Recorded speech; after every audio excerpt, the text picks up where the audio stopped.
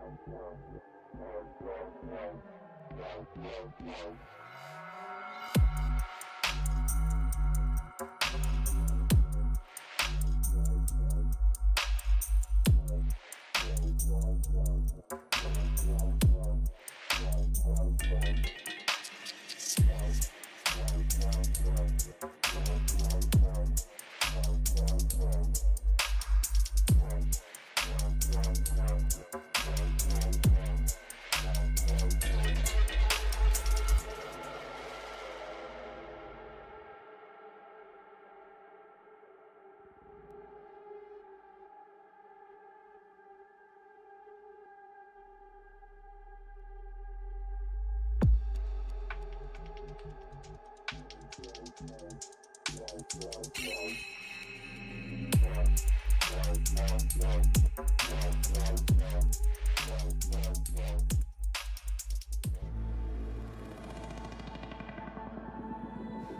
z tą dziką pozycją. Zobacz, co on wyprawia na backline. Forsaken.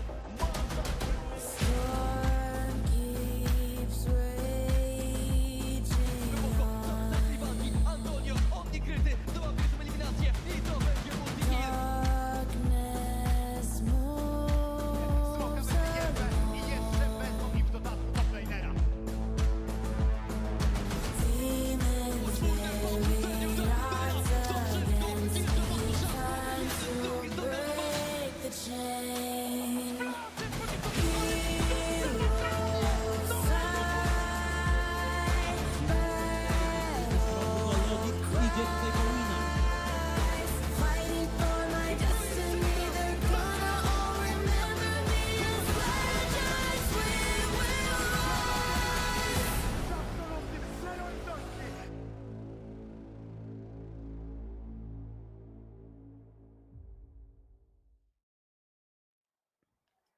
Hello, hello, hello, and once again, welcome everybody on yet another episode of Samsung Galaxy Ultraliga. Week 3 is starting, and we are ready for upcoming games. It's me, your usual pre-show host plus caster, Rafał, Majutek, Szczepanek, and my fellow colleague Kasper, Gutkowski. Hello to you, my friends.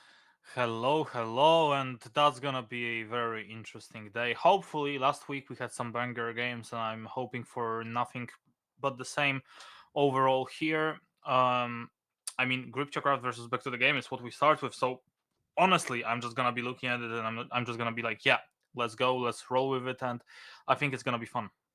Yeah, we are going to start with a really strong matchup. Actually, it's going to be match of the week. Let's take a look at the schedule to see what will be followed by this very match. Orbit Anonymo facing against Zero Tenacity.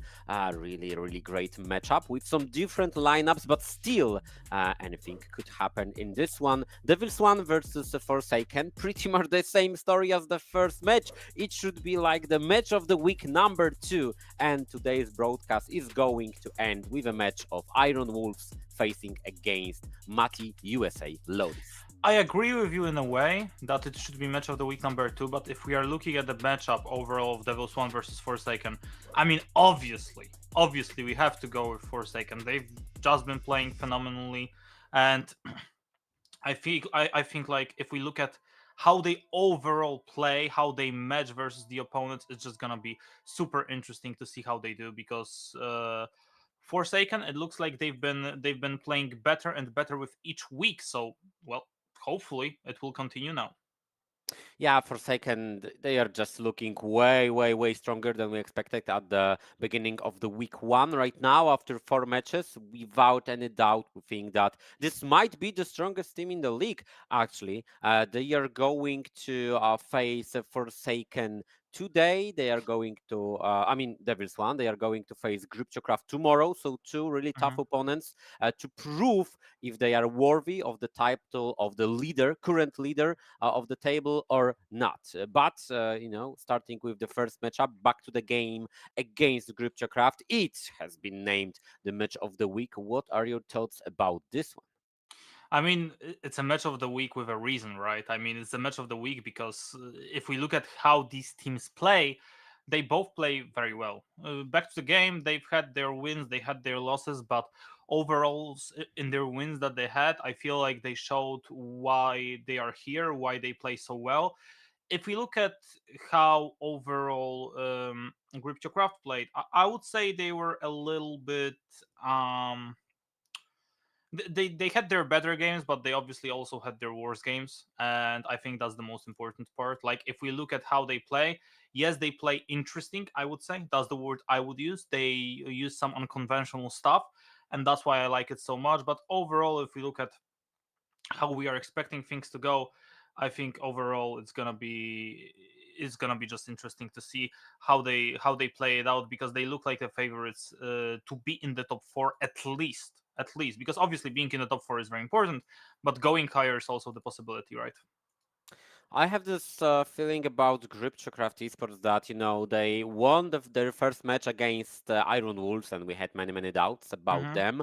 They won against Orbit Anonymo, and we also had many, many doubts in this roster comparing it to the spring. Then they lost to Zero Tenacity, who finally have waken up after the first week.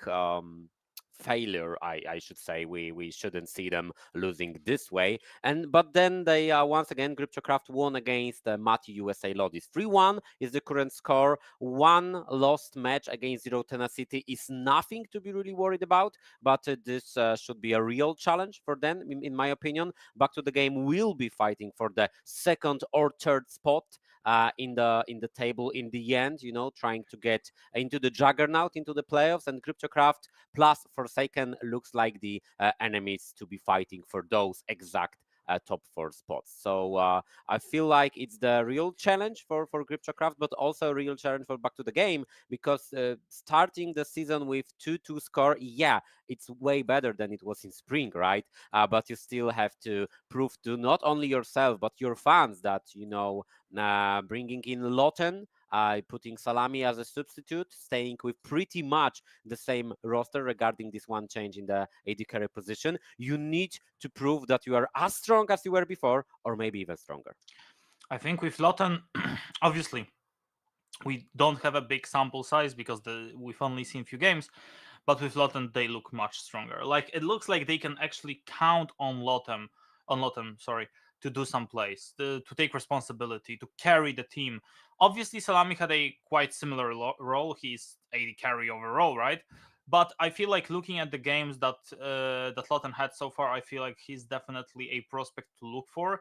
He's already been since he showed up being in the league at the first time. So I think it's gonna be interesting to see how Back to the Game does, because obviously the game versus GRP, it's not gonna be easy. It's not. I mean, we look at it and we are like, yeah, Back to the Games are gonna be the favorites. Obviously, they are gonna be the favorites, but are they gonna match up the expectations? That's what we are about to see. I mean, matchup is the key word that I wanted to bring into the discussion, because we will have an interesting matchup on the top lane. Kozi, the new top laner of Back to the Game, fighting against Mietek, the previous one with whom they won the second division. Also on the bot lane, Lofen plus Accorder are going to fight against Fetsky and Sentu. Pretty aggressive bot lane, if you ask me. I mean, Fetsky has been going really, really hard on his enemies, not trying to play it cool, play it safe, just wait for the jungler. No, they've been constantly taking on pretty much every 2v2 possibility they had. And it's been working out, I would say, not that bad for them so far. I mean, yeah, we know that this is the duo that can definitely be interesting to watch. I mean, I even remember the game that we've been watching, me and Brillman, few months ago, when Fetsky, I believe he was playing Aphelios, and he was literally 1v9ing the game. He was literally 1v9ing. There is like no doubt about it that he can be one of the best AD carries in the league. The question is the team gonna play around him? Is it gonna be good? Are they able to create a system around him that works? Because obviously AD carry, like the name is in itself, carry, has to be in the good positions. That's why I wanted to focus on these two very specific matchups. In my opinion, pretty much the same could we say about top lane. Mietek, he's known for being able to play Rumble from time to time and solo killing the strongest top laners in the league. He can go on Cassante duty with nice results, finding solo kills here and there. But Kozi, with a slightly different profile, the guy who usually picks on champions like Camille, Fiora, Gwen, you name it. Any fighter he could play very, very well on. So I'm thinking about the dynamics of this matchup. Is Cryptocraft going to put Mietek just on Cassante and just focus on mid to bot lane, trying this play style, because it works as far as we know, and Back to the Game maybe trying to shift the tempo a little bit and try to go more through top lane, just create this kingdom for their top laner to play through the side lane, to maybe play a long range composition, as we see recently a lot of Hueys, Korotkiys, Varus, etc. You can play the wave clear, you can play the longer game and use a real joker in your team, of whom Kozi definitely is. I mean, that's the question, right? I mean, when we look at how you want to play around certain areas of the map, it looks like in this specific scenarios, Cryptocraft are very well prepared. The problem that I'm having, at least, is the fact that when we look at overall how they have the tendency to be really far ahead, being in the good spot, and then just throwing it off, just going for a weird team fight where you don't have to go for the team fight. That's why for me the draft is gonna be so interesting to see, like how they decide to play. Who do they decide to play? If you are the coach, Majutek, let's say you are the coach of Cryptocraft, hypothetically, obviously, who would you play with? Who would you play for outside of Fetsky? Because I have the hidden answer, who I would play for, but I want you to say it because maybe we are thinking, I would say, in the possible scenarios together. I mean, based on my experience, pretty much zero as a coach and a lot as a caster of the second division, I feel like jungle has so much impact, and Belit is so impactful of a player. I would love to put him on champions like Viego or Talia to try to create as many possibilities for other teammates to catch up as possible, and then play with something more control in the mid lane to not create specifically a really strong 2v2. No, just to play for Belly, just to create opportunities for him to be the real jungler. On the other hand, obviously Lotten, like we said about him, I mean, the thing with Lotten is he can literally play everything. We saw him play Senna, we saw him play Jinx, he can play both of the champs. When he gets the reset, it's very hard to stop him, and that's why I will be looking at this game thinking like both teams have something to prove. I think both teams have something to prove. We've seen Back to the Game win versus better teams, and we've seen them lose versus worse teams. Because with all my respect to Matty Lodis USA, I don't think they are better than Back to the Game, or maybe they are. Maybe they will prove it to me right now, today, when they face Iron Wolves. Right? I mean, it's also a possibility. Yeah, they have won this one single best of one against Back to the Game, but in the second division, the times were different, the roster went different, and Back to the Game just basically stomped the second div, so we cannot really compare it. But just looking at the names, just looking at the coaching stuff, just looking at those organizations and goals and achievements and everything, yeah, Back to the Game looked like a stronger team, but they lost in the end. This time, Back to the Game, I wouldn't say they look like a stronger team than Gripchocraft. I would say they are pretty darn even in terms of many things. We went through the matchups, we went through the players, we went through the play styles and possibilities. We will go through draft shortly, so to try to analyze this a little bit. But in my opinion, Back to the Game set the bar in their debut season really high. I mean, getting third place and almost beating Zero Tenacity puts you in a spot that you cannot achieve anything less than a third place. But when we are talking about Gripchocraft, they've been there for quite some time. They had the better, they had the worst times. Right now, they're trying to recover from what we saw in spring. So any place above fifth or maybe even sixth will be an improvement. But I think they are aiming higher. Nobody will be disappointed if they don't do so, and everybody will be happy and surprised if they go to playoffs. That's why I think we should also talk about the other team that is, I mean, we are obviously thinking about, which is Orbit Anonymo, that is going to be playing versus Zero Tenacity. Obviously, not an easy matchup that they have right now, because playing versus Zero Tenacity is never an easy task unless you are Back to the Game and you are able just to win. I think that I've heard they had some issues in the team. I heard a lot of stuff about that. I'm not sure if it's true. I'm not. I mean, I have my own suspicions, obviously. But if what I heard is true, that team won't go far, most likely. Which is, I would say, very sad, because overall, looking at this roster, I believe this roster definitely has potential. Like looking at the players like Yeti or Einkarts, I mean, they can definitely go far. This jungle top duo definitely can do some damage, but I mean, we are gonna see. Maybe we'll see an improvement today.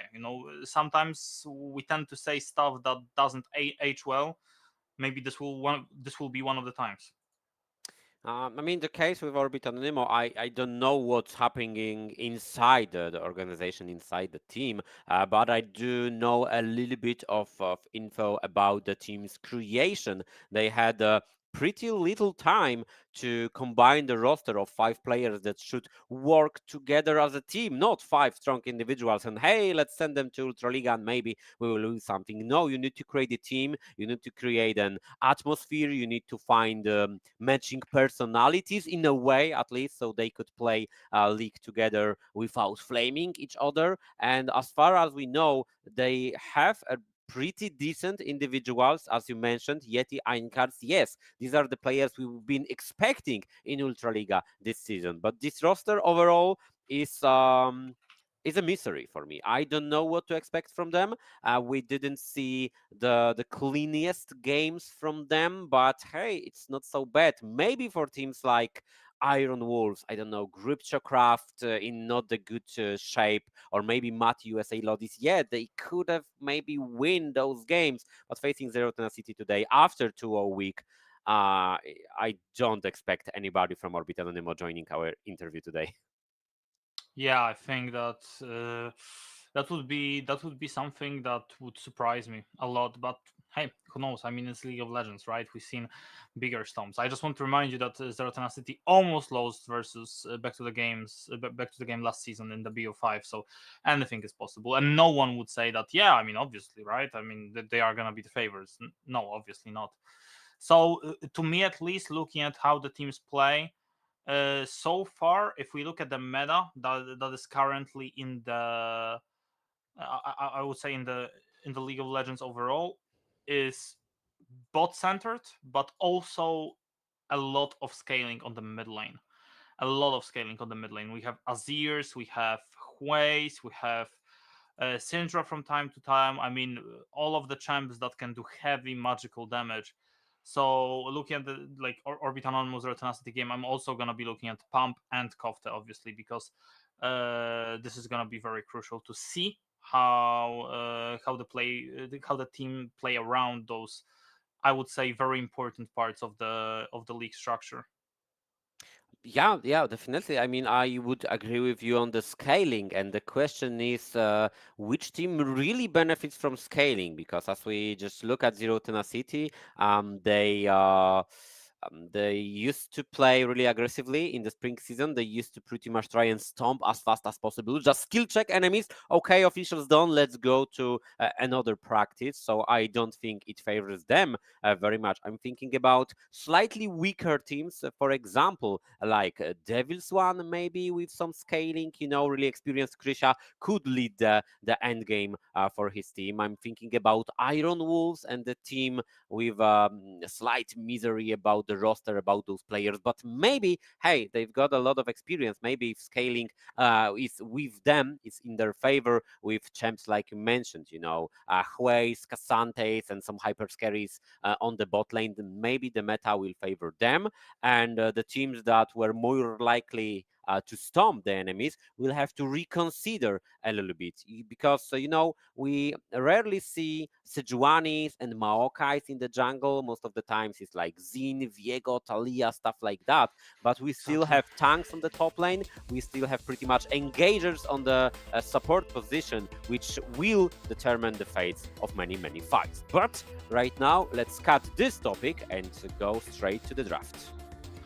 It's gonna be Gripchocraft on the blue side and back to the game on the red side. First bans already in, Vi and Skarner. So far it's not bot centers, it's more likely, I would say, jungle top centers. But yes, let's see what else is in stuff, because if I'm back to the game, I'm hoping Jinx is open.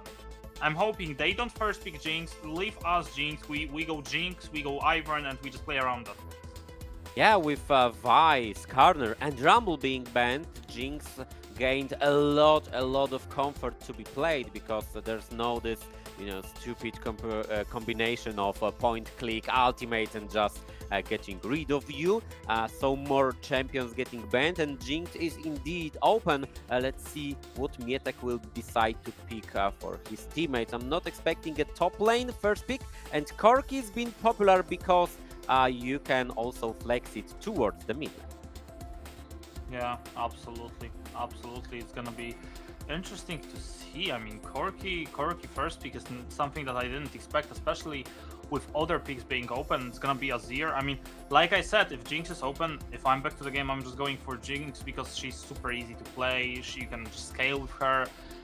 She pairs well with enchanters on support like Lulu, or engagers like Leona and Nautilus as well. So there's a lot of stuff you can choose from, but apparently Back to the Game has different approach. It's gonna be Karthus on the second pick. That's an early Karthus. That's an instant Karthus and Cassandra on top of that. So Cryptocraft going for a lot of magical damage in the jungle. I'm suspecting he's gonna be the only magical damage source. Yeah, pretty much. With Korotkiy, we could see him both in the middle and in the AD carry position. Cryptocraft are not breaking this flex pick. They are just going with the jungler and really strong top laner. Nothing to be worried around here. Back to the game. Response is going to be the matchup on the top lane. So Cozy is showing that, yeah, I will go with the Camille. I will face Cassandra. I will try to simply win the side lane. That's super smart because there's two reasons you want to pick Cassandra here. The first one is, sorry, not Cassandra, Camille here. The first reason is Cassandra is already picked, so you can answer immediately. You don't need to wait for the ban phase. You can immediately lock it in, and your bot lane is still open, so you're not risking anything. And the second reason, obviously, Sejuani with Camille is very strong because Camille being melee, obviously, stacks Seju's passive. So yeah, very well, but I mean, that also comes at the cost. You are not gonna play Jinx, and Jinx would be such a perfect fit in this team composition. With all the resets, with all the engage, that would be absolutely awesome. But they are not gonna have it. We will see what they will have, because if they ban Aphelios as well, I'm not quite sure what Back to the Game will want to play here. It's the ban of Tristana, you know, trying to predict that Korotkiy will go towards the bot lane, so banning one single mid laner. Right now, they have the first choice on the red side in the second rotation of picks, so they can decide whether they will go with an AD carry, trying to take something away from Fetsky, or maybe even a support to try to decide on something later. But when it comes to support, I mean, Accorder could play basically anything, so I would expect R5 support pick. Let's see what Lofen decides. No, they are going to go against my thoughts. It's going to be Rel. And if it's Rel, that means they are expecting that Kai'Sa won't be stolen. Because if you pick Rel here, that means you're expecting Kai'Sa or Varus to be for you available, and that's most likely gonna be it. Yeah, so it's Leona, Varus, and I'm expecting Kai'Sa last pick here for a lot. And I mean, I don't think there's anything else in the meta that is as good as Kai'Sa right now. Plus, you can always go for Kai'Sa AP if you want. I'm not expecting Twitch at all. That would be a huge surprise. But yeah, Kai'Sa sounds well because she's very good with Rel.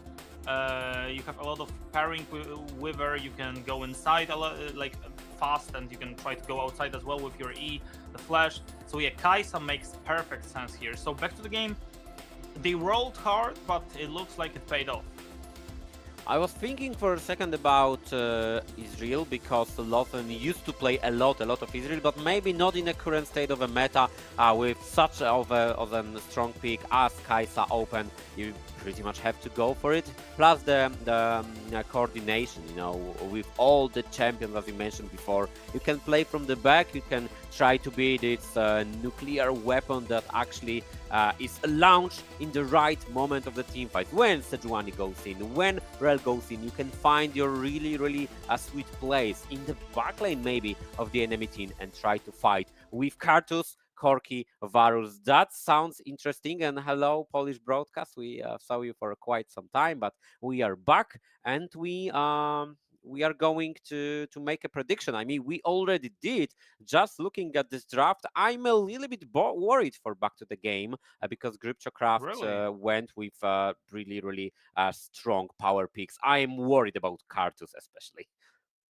Okay, that's interesting. I thought that you would probably look for the right side draft to think that they have the better drafts to obviously look for Back to the Game, but apparently, yeah, sure, why not? Because like overall, looking at the left side, right side, I mean, yeah, if we look at Cryptocraft draft, what is interesting in it is the fact that they have a lot of magical damage in Karthus, but also a lot of these. Varus and Leona is gonna be something I'm looking for. Match of the week, so we will see who comes out on top.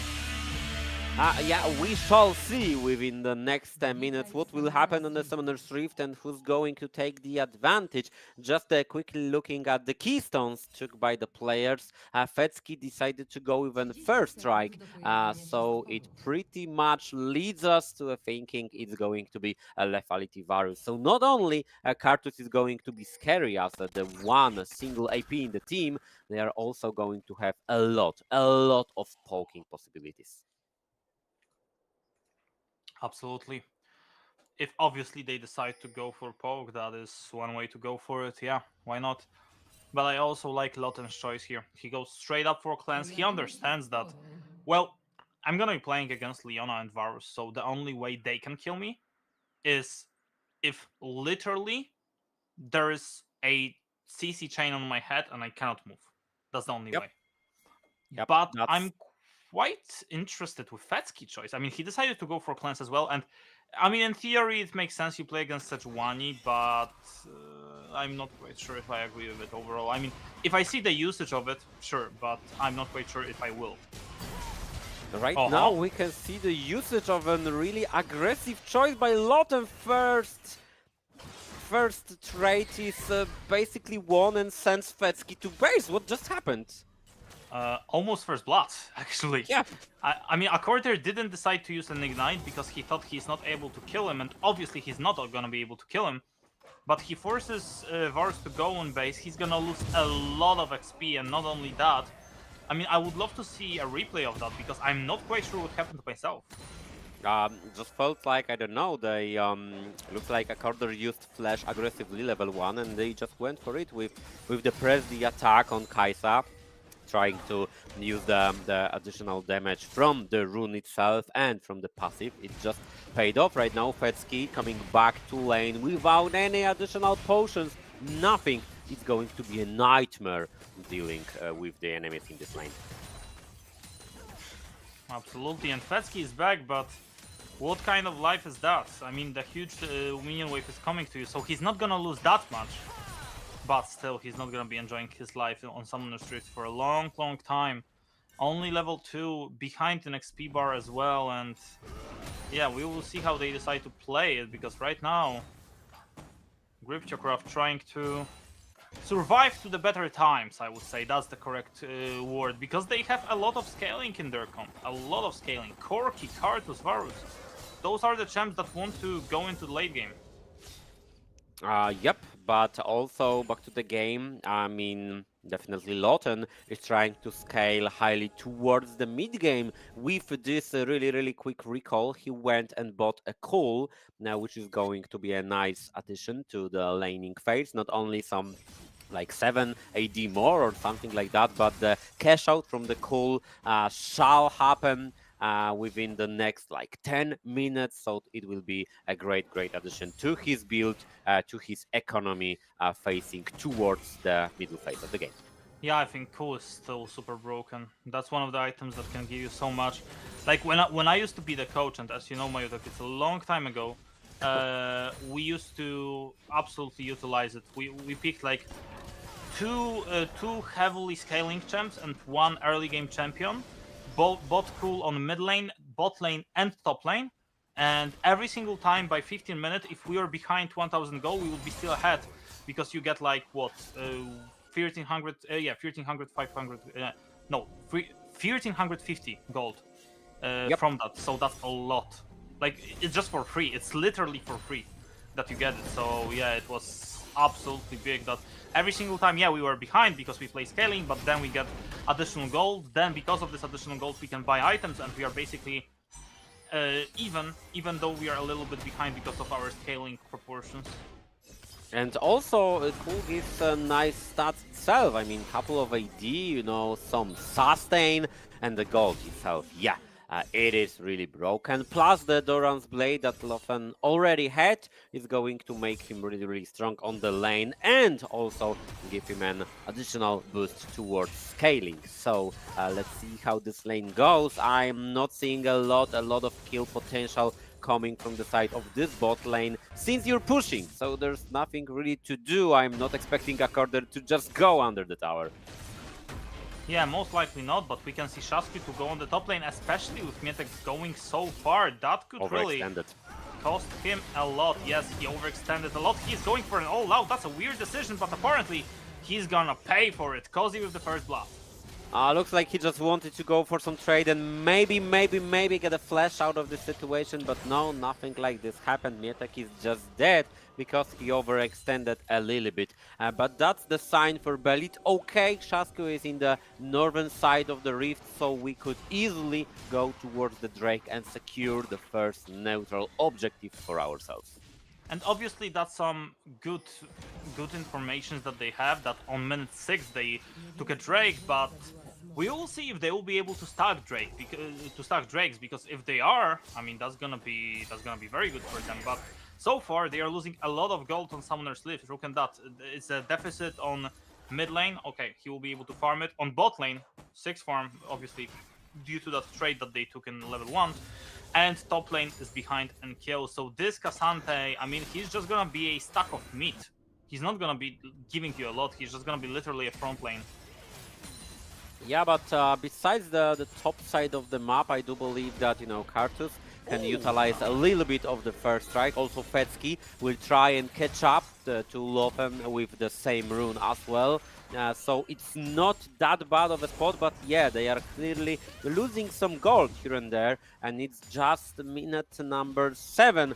So we are not really long into the game, and Gripchocraft are already a little bit struggling. For example, right now, Belit is finding it hard to finish the blue buff. Yes, but he was also able to farm some gold from first strike. What happened, my friend? I don't know. Died. Yeah. Yeah, Rel just died, and our broadcasters didn't show us that. I mean, that's okay, apparently. It means if we didn't see it and we forgot it, that means it was not important. Let's see what isn't that important. Lofen hit just level 6. He was trying to look for something, but missed. The same happened to Shasko. He also missed, but this time his ultimate. Yeah, but on the mid lane it's a lot different, because look at Artoria mana bar right now. It's gonna force him to use cookies, because if you use your Valkyria backwards, it's 100 mana. It's a lot of mana for Korotkiy, especially with the build that he is going for. So Sentu and Fetsky, I mean, they need to be careful right now. If the dive is going to happen, they are gonna pay the price. Sentu, stop the recall, or rather interrupted recall, and everything is gonna go back to normal. Yeah, but they are staying. I was expecting them to just, you know, give up on this wave and maybe a plate or so just to play it safe, but it looked like they are staying because Shaski and Sisyph just went back to do their things alongside the corner. He's looking for a rotation here and there, but most likely to just put a vision ward in the enemy jungle. Yeah, and my eyes are gonna be focused on the top side. Cozy just got a kill. He's obviously very strong right now. He's not like super strong or anything, but if he is gonna get the second kill, that would be just over in a matter of seconds. Literally, that would be over very, very fast. Because when Camille is 2-0, we know what Cozy can do. So yeah, top lane is gonna be an important focus in the next few seconds, in the next few minutes. Because Gripchocraft, they will be going for a lot of fighting, and back to the game, they definitely want to do the same. Artoria going for an interesting trade that he is winning heavily. Yeah, Sisyph is not winning those pretty much never. Maybe after, level 11 with some plays with his ultimate, then maybe. But for now, Korotkiy is just way stronger. You were mentioning top lane. I'm quickly looking at Shaskyu, being in the side of the map, maybe trying to path towards it, maybe trying to secure another set of void grabs. They already have 3 and 6 void grabs plus Camille. I mean, that's the recipe to win the side lane. Absolutely. They can play 1v1 as long as they want. I mean, there's gonna be poke from Varus, from Korotkiy, obviously, but this is a different Korotkiy than it was just a few patches ago. It's not a poking Korotkiy anymore, but Mietek going for a trade again, but he's not winning those as well. Because he definitely knows what to do in these situations, so he's trying to apply as much pressure as possible, but in the same time trying to be really safe, because playing against Cassante has its many dangers. On mid lane, Artoria is trying to out-trade Syzyf very hard.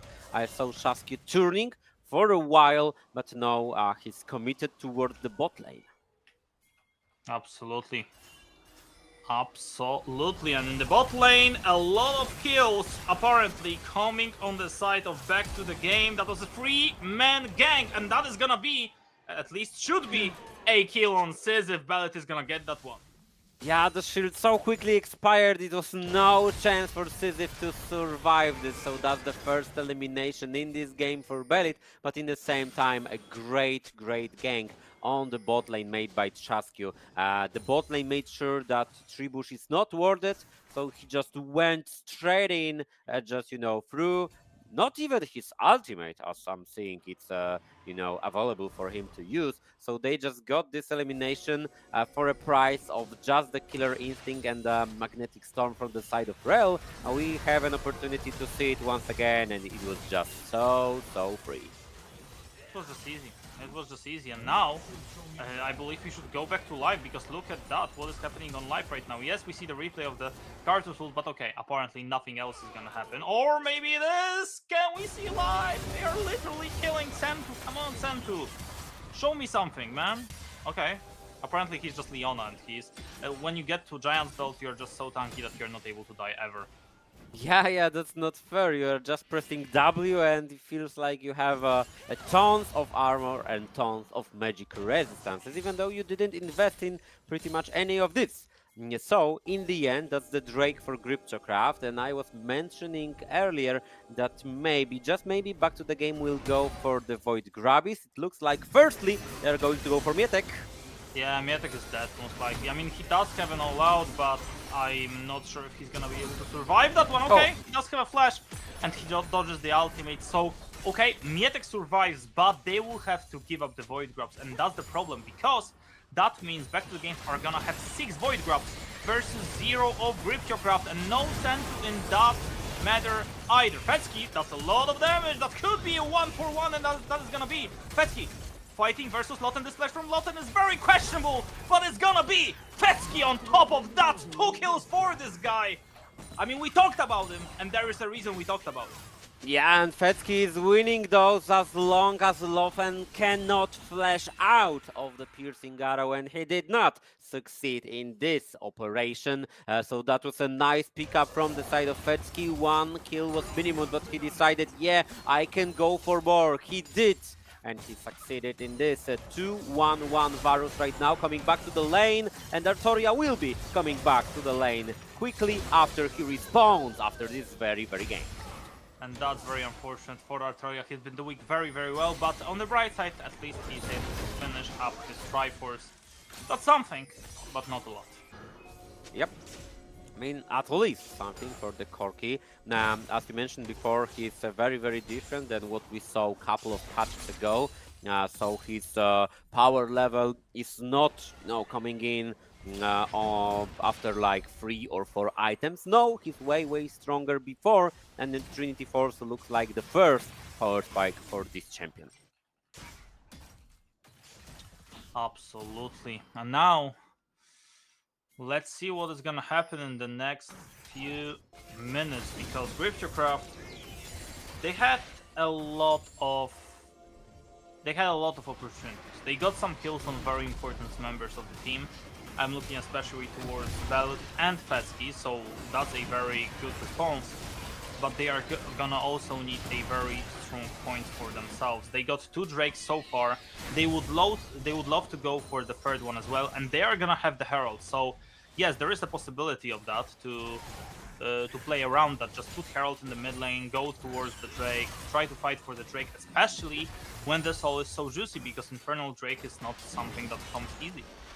And by the way, that's not only the Herald they took, they also got 2 Void Grabs from back to the game. We were expecting Shasky to finish all 6 of them, but Belit interrupted. That's the great information for Cryptocraft players, because yeah, Camille is going to be strong on the side lane, but not like terrifying strong with additional Void Link spawning in.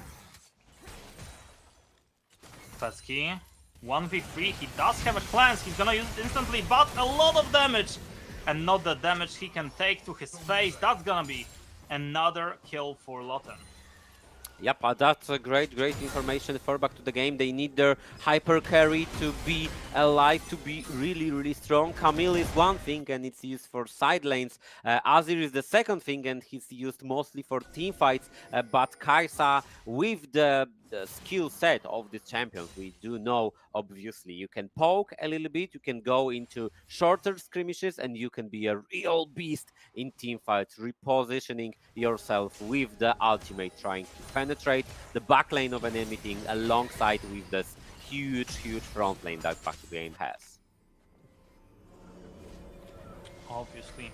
Now, the game is even like we expected it to. I mean, like we said, it's the match of the week with a reason to, because there's not like one of these teams is much better than the other one. Both are very good, but what Bellet is gonna do, he's gonna put Herald in the mid lane, I suspect. And after that, apparently, they are gonna go for the Drake. Or are they gonna go for the Drake? Because it's 10 seconds left. Accorder already in position. Oh my god, Artoria is dead. Oh, Yeah, oh, he just trolled. I mean, that's straight up trolling. If you recall like this, walk up by yourself, in this sort of situation, that's straight up trolling. Like, I can't find other words to that. I mean, you are never supposed to do that. And now Griptiocraft, without Artoria, they are not even able to walk up. I mean, that's a great play for Accorder, but that's never should have happened. The good news is that they've used a lot of ultimates, but is it going to change anything? It's not going to change the outcome of the Drake, but maybe teamfights? Yeah, I mean, but they don't have the damage about Artoria, no? I mean, they try to go for it, and they will get one kill. So that's a mid laner for a mid laner. Apparently, there is damage because Korotkiy is TPing on top. He's not even interested in joining the fight. He's just straight up going for a top fight. Yep, for the wave and for the tower itself, Griptiocraft are finding an answer even to this. Mid lane tower as well. Yep, they are going to take everything besides Drake. So in the end, did they really lose this situation? Even the bot tower, like, come on! Yeah, a lot of tier 1s are being taken right now out of Back to the Game's pocket. Okay. Yeah, I mean, they were taken, but then Cozy showed up, and he is 3-0 and 0, so yeah. I would say, I mean, yeah, we look at the gold, and it's 500 gold advantage right now for Griptio, but honestly, with 3-0 Camille, it feels kinda over. Like, who is gonna match her? Majutek is gonna get slaughtered, Korotkiy is getting slaughtered, so there is no one to match her on the side. So if Back to the Game, literally, the only thing they need to decide to do is, okay, we don't want to teamfight versus them. If we want to utilize Camille on the flank, but apart from that, we are not teamfighting at all. What we are doing is we are splitting the map, letting Kozy do what he wants. And Artoria, I mean, he even used a flash in this one. Jesus Christ. Yeah, and that was unwinnable for him since the beginning, since Camille appeared on his screen. And I want to continue the topic as you started. Yeah, the side lane is going to go in favor of Back to the Game, no doubt about it. What could Griptiocraft do, actually, about it? They could play through mid lane, they could play a little bit of poke and a little wave clear from the side of Back to the Game, and also slight problem for Majutek already, and maybe with some help of the team, but it's still an elimination on the side as Kozy was just looking for it. I mean, like I said, this game is done. Like, yeah, it is still even. Yes, you want to be excited about it, but it looks done. It feels done. Like, we look at structures, Back to the Game, 1 to 3, yes, but Camille is alive. Like, I'm learning from experience. Like, when you see Kozy who is 3-0, it's over. Like, I don't think I've ever seen him lose a game where he was 3-0 or above in the first Ultraliga, ever. On the carry peak, because if you are talking about Sion, Ornn, or something like that, obviously. On the carry peak, like Fiora, like Camille, he's never losing. So, yeah, that's basically. Yeah, to me, Kozy feels like the second or the third best top laner in Ultraliga we have recently. There's definitely Melonic from Tenacity, but hey, Kozy is not far behind to even this great of a player, especially on carry picks, as you mentioned before. Right now, being so far ahead, he already finished his second item, going with a pickaxe to maximize the damage output he already has. And for now, grouping with a team, I don't think that Gripchocraft want to test the damage of Camille on themselves. Yeah, I don't think they should. I don't think they should. This Camille is gonna... I mean, it's gonna kill anyone she wants, basically. I mean, Karthus is the hope for them, obviously, but Karthus is not enough magic damage. Like, not at all. So, yeah, like, any single fight this Gripchocraft decides to fight right now, it's gonna be a wrong decision. So they shouldn't be doing it right now. What they need to do is they need to find a way to try to utilize a trading system, which would be, okay, we want to give up the Drake, but if we give up the Drake, what do we gain in exchange, right? But maybe we don't want to give up the Drake, but we will give up the tier 2 tower. I think that it also might go this way.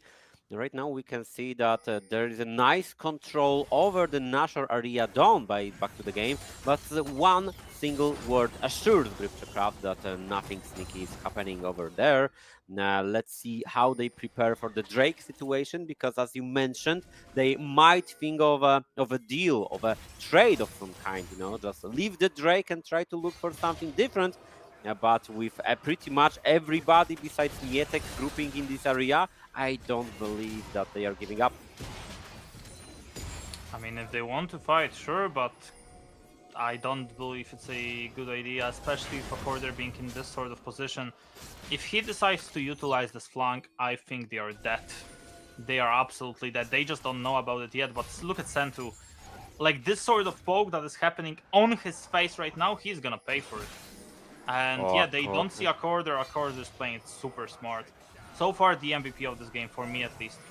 Yeah, especially with how he's setting things up. And well, a Korder is still there. When he shows up, they are gonna be stuck. Oh my god, it's gonna be a disaster. It's gonna be a disaster! A Korder! 4-man ultimate! And it is gonna be a slaughter on Summoner's Reef. The ultimate is gonna do a lot of damage. Apparently, it's gonna be a 3-for-3. And this engage was not enough. Sentu is there as well, but it's gonna be a full ace, most likely at least, for Back to the Game, because they win this fight. That was such a huge engage from the side of Korder. We saw it, but Gripchocraft had no chance of seeing it.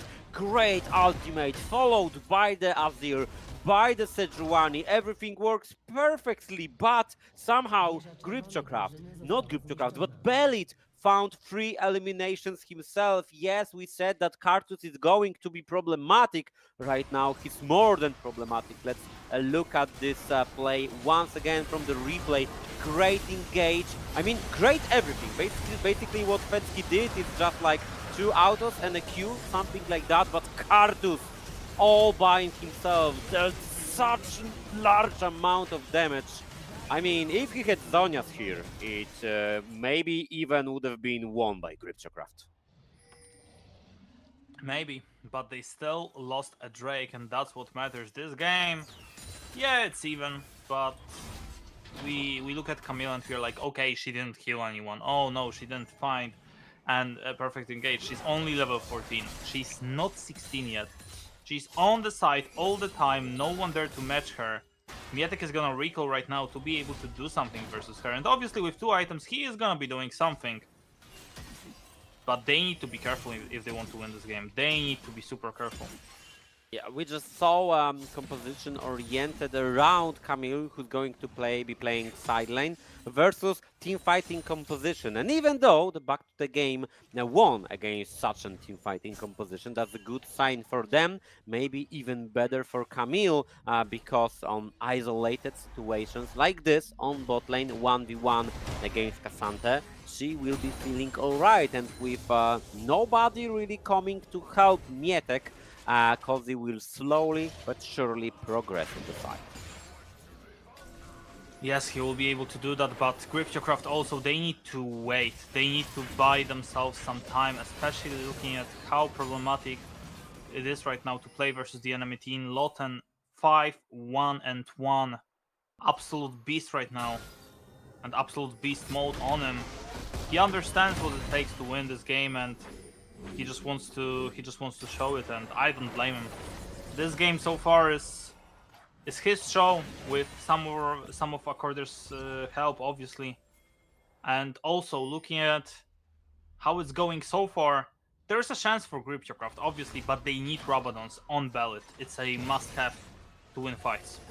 And they need it quickly. I don't see Bellit recalling for it, which means that he just don't have the funds to be able to afford this very, very strong item. That's important for back to the game. They need to do something about it because it's going to happen sooner or later. And 1.5 minutes might be enough time for Bellit to complete his very, very powerful moment of the build. Absolutely. It is gonna be a very powerful moment. But it is also gonna be very, very hard for back to the game to utilize all of their team comp. Yes, they do have a lot of engaged, Camille, Sejuani, Rel, but when they are on the back foot, that's when the problem starts for them. That's why they need to start the engage. They need to look for the fights. Artoriak is very strong, 2 items already, but he's only 0 and 4. Like, he needs 3 items as this AD Korotkiy to do something, and I don't think that right now it's enough. Oh my god, with the sleepy... I mean, it could be too late, it's Azir!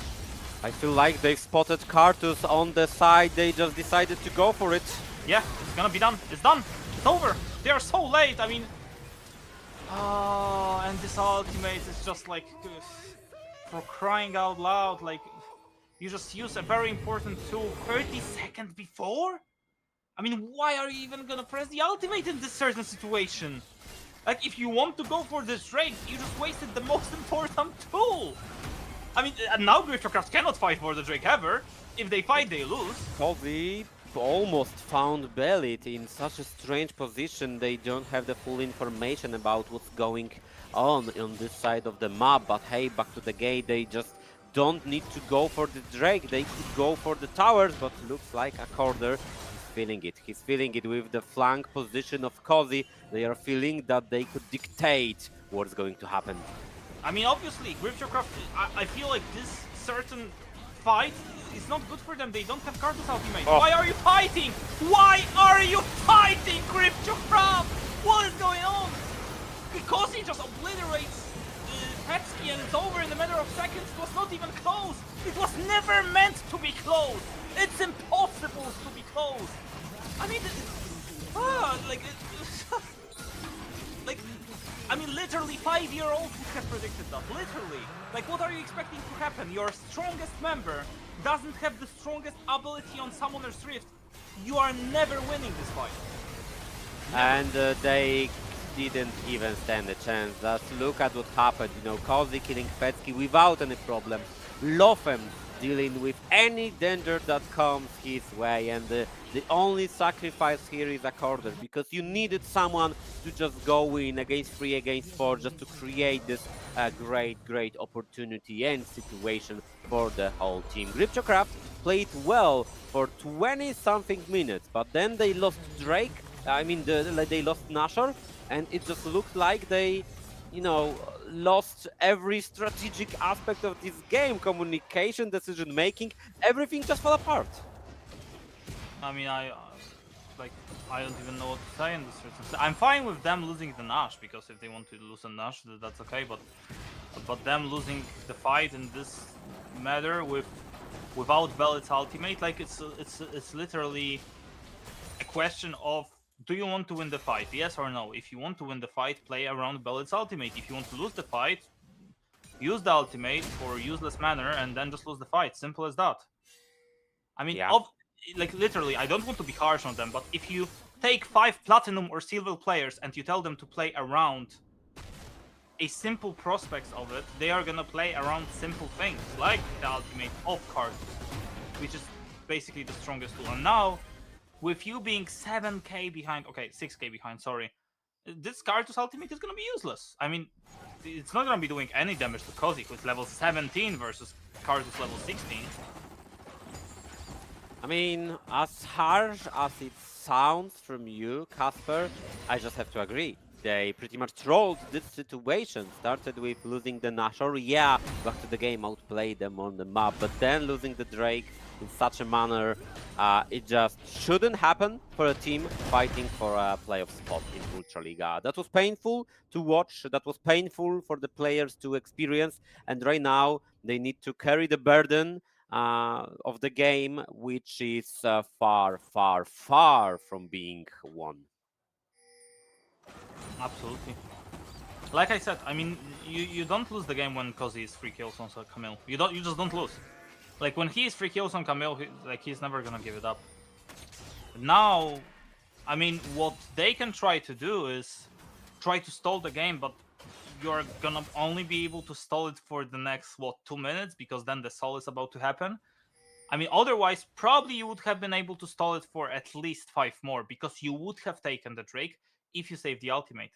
Then you poke them with previously of that, or you would have forced them at least to trade. So let's say we give up the mid inhibitor versus the Drake, that would have been good. But yeah, it was literally the worst case scenario out of all of them. And yeah. And the problem is not only that Back to the Game will go for the Drake and surely get it, because you never know, but they can decide to let it be and just go for a Nash instead, and Cryptocraft won't have a soul to be fighting with against Back to the Game, so that's pretty much the worst scenario they could have been in.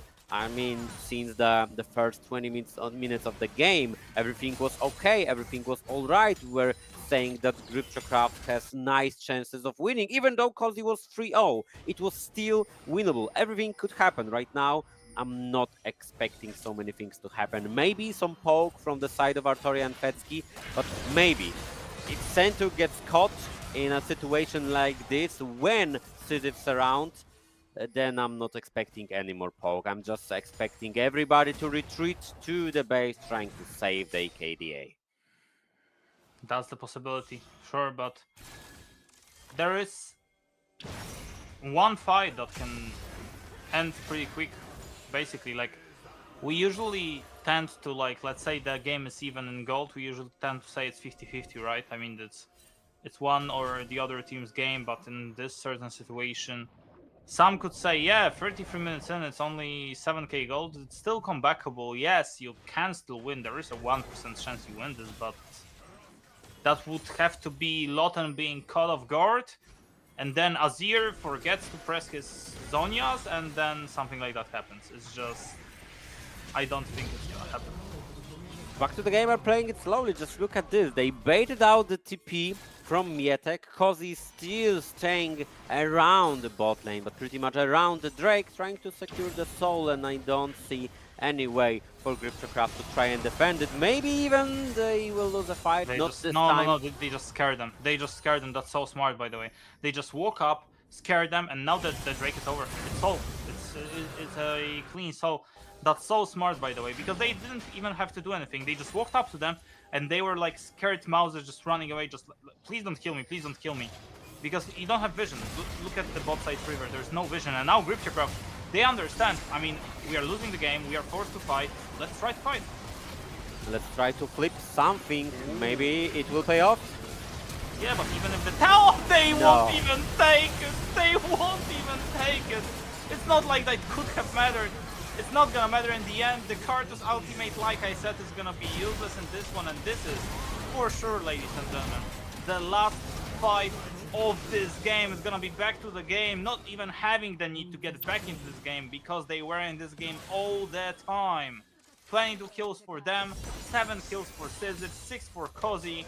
Great engages from Shasky, Accorder, and Lotten on top of that also was able to gather 6 kills. I would say, without some small mistakes, excellent performance from them.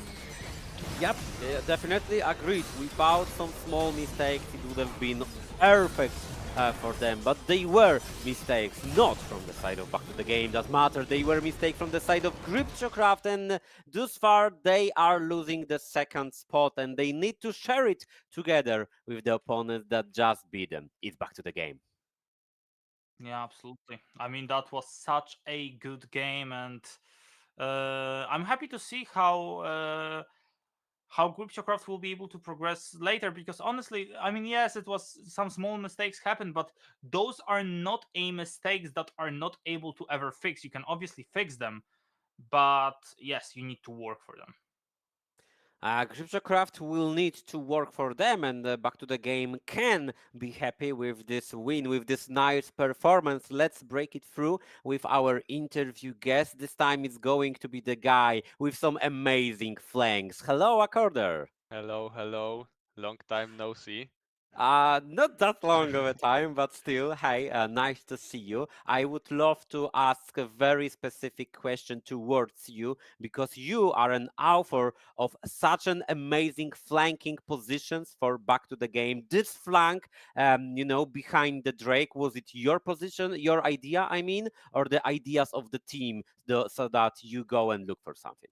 Yeah, in that state of the game, we knew that we had to fight this drag because it was their sole point if they took it.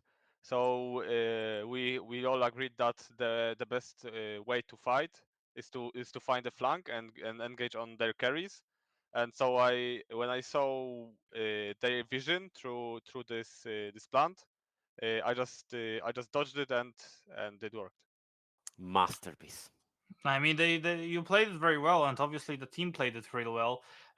Tell me through the one of the last fight that happened when you aced them. After the Nash, after you took the Nash, which was obviously very well prepared, you decided to go straight up for the fight. That it looked like, from their point of view, they had the control of the river, but you decided to fight for it. Was it because Kartus ultimate was the ult previously, so you knew they don't have the Kartus ultimate, or you just felt overall stronger? We just in general knew that we were pretty strong. We in fact just took their all towers before, so we had a lot of gold, a lot of items. So we knew that if we are able to catch them, we are probably gonna win. So we just played our best and did what our comp does, and it was enough. Okay. I have this one more question for you. This match, was it something special to be playing against Mietek, against your old teammate from the times of the second division, or just another day at the office? There was nothing like really personal. I mean, there was also a second story that it's also GRP Esports, not no longer Grifchocraft, but still I played against them a lot in second Ultraliga. Yep. But I wasn't taking it like this is some personal game against anyone. So just another game from the side of Back to the Game, and just another win for you. Yeah, and obviously, last question from my side as well. Seeing at how you played so far, I mean, you lost twice. What do you take from these losses? Because it looks like in this current form you're playing, and you can defeat Forsaken, you can defeat Zero Tenacity. What do you think about these losses that you had so far? I think the Lodis loss was we just got lost in draft. We drafted really poorly. This game was still winnable. We made a lot of mistakes, but the draft was like main issue or a big issue. And from Forsaken, what we know is that they are beatable. They are not like 2 or 3 levels above, even if they have Koreans in team. So we just know that we can beat everyone in this split, and we're gonna try to show it. Sure. That's a great mindset from your side, Accorder, and also from the side of your team. Once again, congratulations from us to you, and we want to hear this time shoutouts from you to all of your fans. Okay, so I recently, a week ago, shout out at like personally who I wanted. So this time I'll just shout out all the Back to the Game fans that are cheering for us, and to you, of course, my favorite second, not second Ultraliga, but Polsat Games 2 casters. Thank you very much, Accorder. But what with Brekownia? Why no Brekownia shoutouts?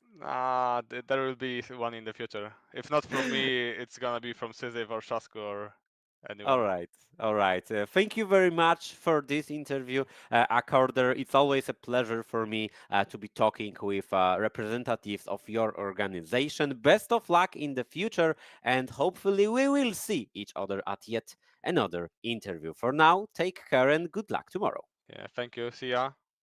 See you. And ladies and gentlemen, that was Accorder. That was the author of this really, really great flank we saw on the Drake. But not only this, a lot of great team fights started by this lad. That was a performance from the side of Back to the Game. Not the easiest one, but Gripchocraft in a way helped them achieve this win. Oh, absolutely. Absolutely. It was a game, I would say. If we had to call it, it was definitely a game. And we will have to see many, many more games. And we will see many, many more games, but right after a short break. Sí, ¿vos de qué parte sos? Yo de aquí. Ah, mira, ¿Tú de qué parte eres? del norte.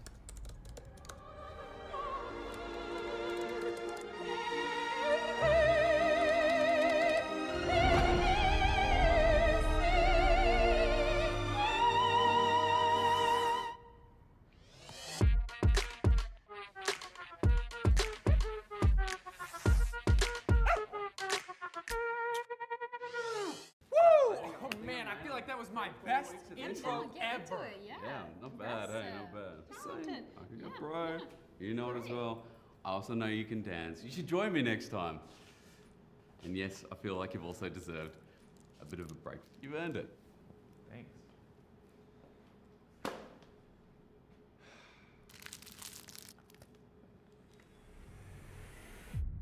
Even the biggest champ needs a break. Good job. Hey, thank you.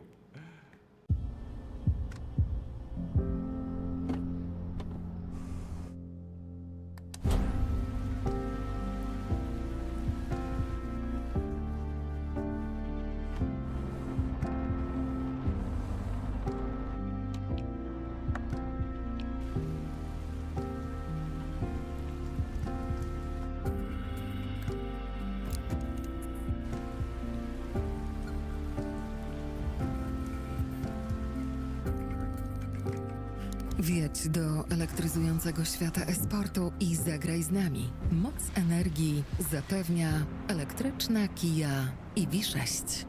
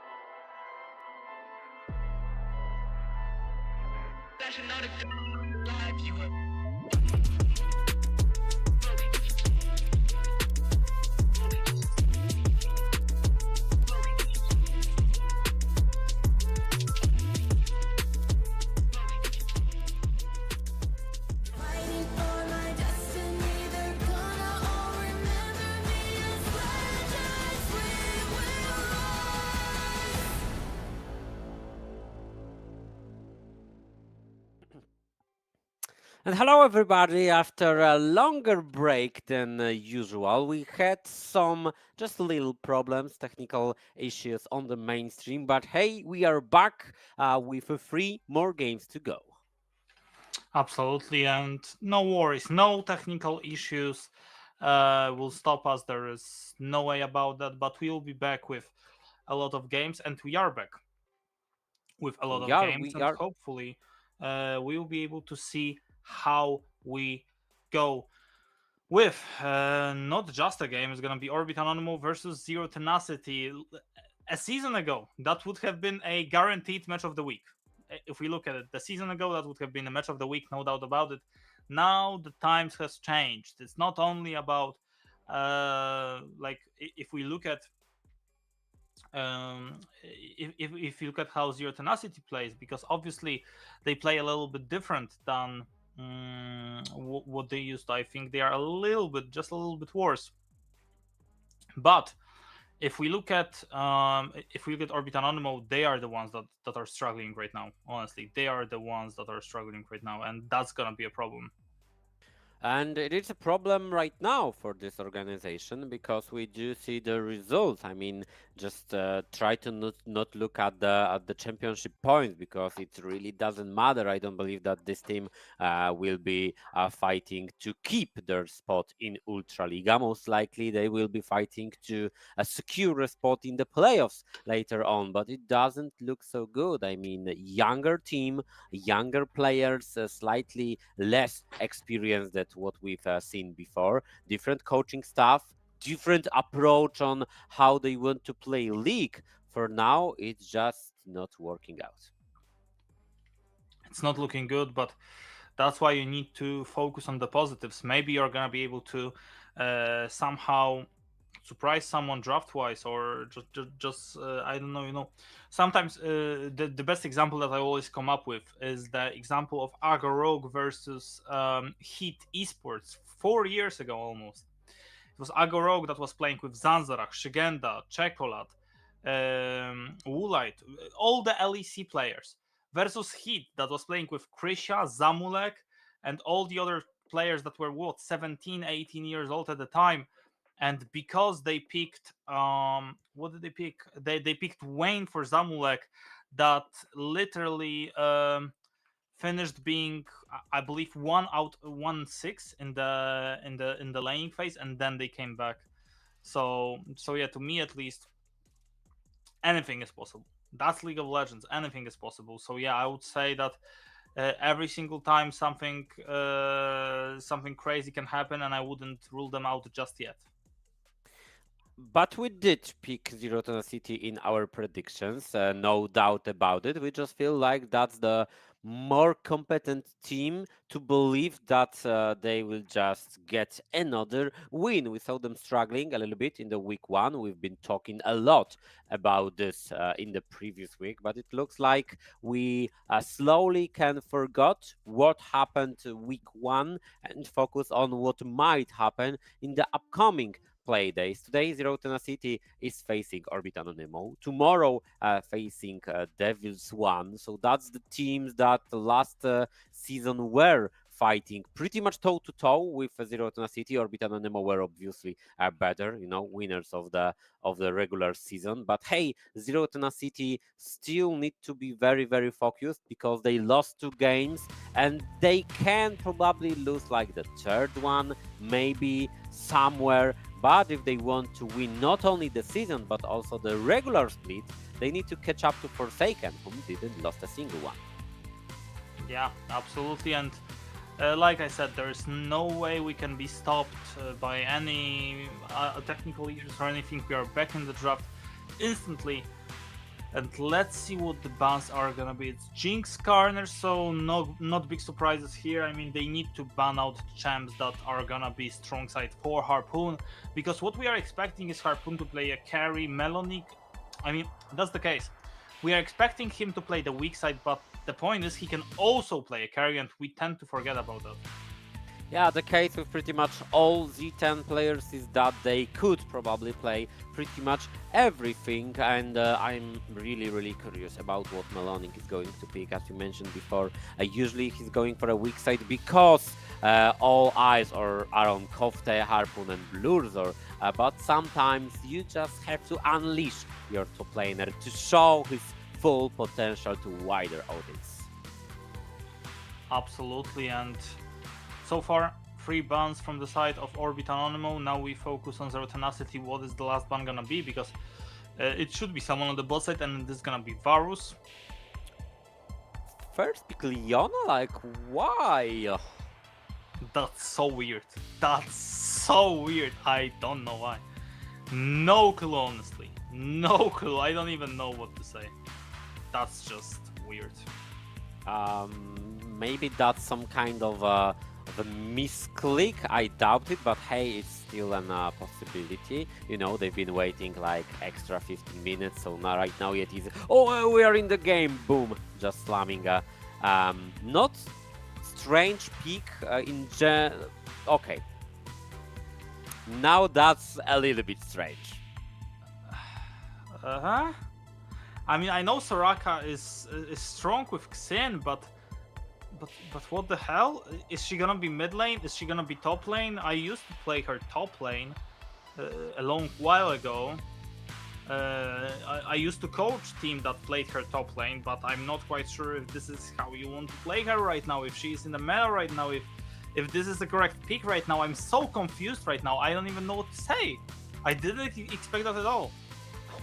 Maybe the approach is this, Kasper. Maybe we don't want to play the standard regular League of Legends. We just want to surprise our enemies with not something like, you know, I don't know, playing Ezreal on AD carry or playing, I don't know, Zed on the mid lane. No, maybe we want to just flip the table upside down and, you know, forget about the principles of playing one support, of playing bruisers, of playing tanks, etc. We are just having a draft with Leona and Soraka on the same team.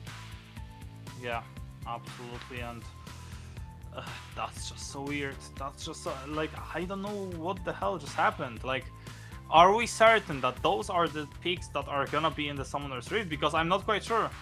I'm not, you know, having any signals from the production staff, so feels like it, but we cannot be sure. But hey, bans are also interesting. Orbit Anonymo banning out Kennen, maybe because it's a strong matchup for him playing against, I don't know, Leona top lane. This draft is just, I mean, unpredictable. It's not the correct word. It's just wild for at least one side. It is wild, and damn.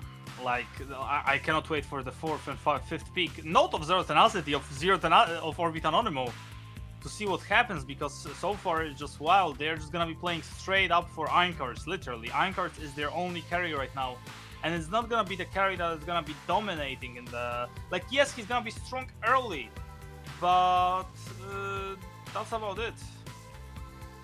So the rel comes in for the composition of Zero Tenacity, more teamfight potential, something to play with Kalista on the bot lane. I like it very much. Plus Rek'Sai locked in a little bit earlier. It all makes sense, but we are all waiting to see what Orbit Anonymo is cooking.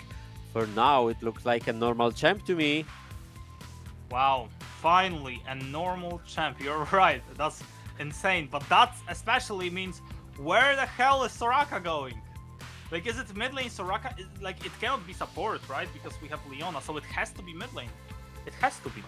Or it could it just be Leona Soraka bot lane, because it feels like it? I don't know. I don't know. I don't know. I'm lost. It's Orianna mid lane, apparently. It's Soraka Leona bot lane.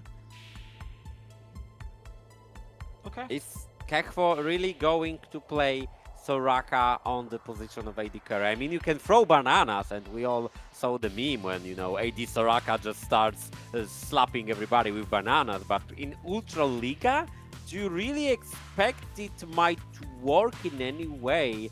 I am very curious. I mean, apparently they are hoping for that.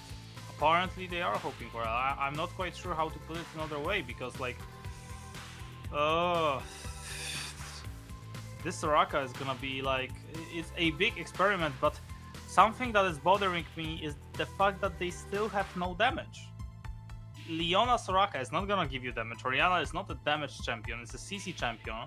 Xin is gonna be strong at the beginning, and then we move to straight up Cassante. Like, I'm not quite sure. I'm not quite sure. And on the enemy team, there is Mordekaiser that, yeah, sure, he's not gonna be super strong, but if you feed him, he can be. I mean, if we were to play 6 versus 6 on Summoner's Rift with an additional carry for the side of Orbital Anonymo, then yes, of course, you have your engage, you have your front lane, you have CCs, magic damage, but you are lacking this very traditional ADC. Zero Tenacity are having 2 of them, so maybe 1 to spare for the enemy team. I really don't know, and everybody, if any of you have any clue whatsoever what is going to happen, please hit me up, because I am about to cast the game with Soraka on the bot lane. Yeah, that's what's gonna happen. 30 seconds until the minion spawns, like the classic used to say. And well, Kekvo, if there is anything you want to show us, now's the time. Now it's the time. I mean, either it's some next level trolling that I do not understand, or this is a hidden strategy that they have. I mean, it has to be one of the two. It has to be one of the two. I am trying to be thinking that it is, you know, a very special hidden strategy, how to beat Zero Tenacity.exe, but hey, I mean, for me, it just doesn't feel like it. I like exotic picks. I like, you know, a little bit of cooking into the draft, just trying to surprise your enemy, play something outside of the box. But Soraka on the bot lane is not like outside of the box. It's basically like outside of the trash bin. I don't know where did it come from.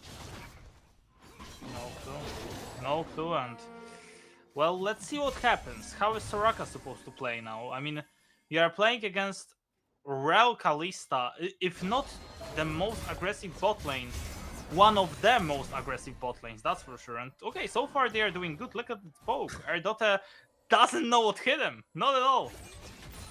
Yeah, someone is throwing bananas at him, and it looks like they are a little bit painful, but it's okay for Rel as long as she can control the bush and just, you know, constantly be threatening some engages on them. It's not going to be easy to engage on them either, because what are you going to be focusing on? Leona, she's tanky, like really tanky, and Soraka will heal him up. Are you going to go on Soraka? Then she just throws her E underneath her, and Leona continues with the CC chain. So it's not so obvious how you want to play out the lane, playing from the side of Zero City. Yeah, it's not so obvious, that's true. And what's gonna happen on the bot side? That's the question. Actually, Mordekaiser is a smart pick here, because if I remember correctly, when you are in the Mordekaiser's ult and Soraka ults you, you do not get healed, right? Yeah, you shouldn't. You are in a different realm of shadow.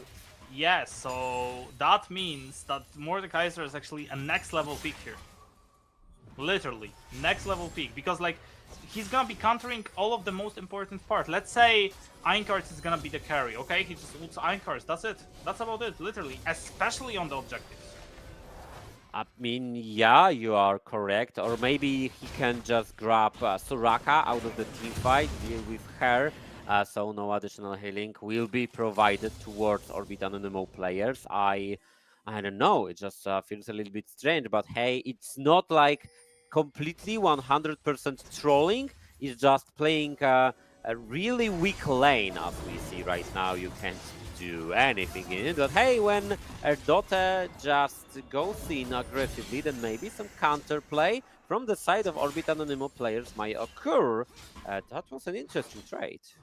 I mean, they were able to even burn the cleanse without having to burn Ignite. I mean, all jokes aside, this is so far a good laning phase for them. Yes, they are behind in minions, but that's the specific of it.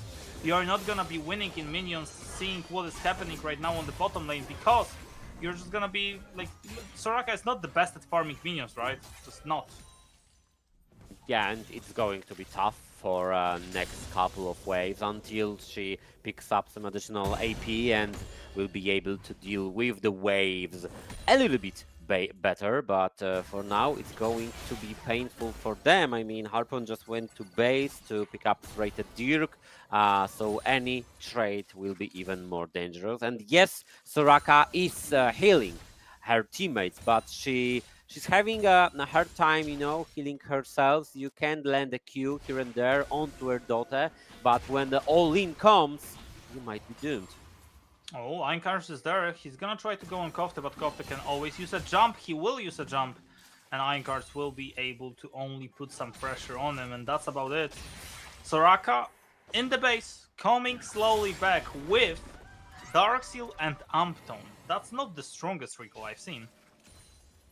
But that's some additional IP I've been talking about, and that's a Darkseal. Maybe they are expecting to Einkar to be really camping hard the bot lane, and hey, the setup is nice.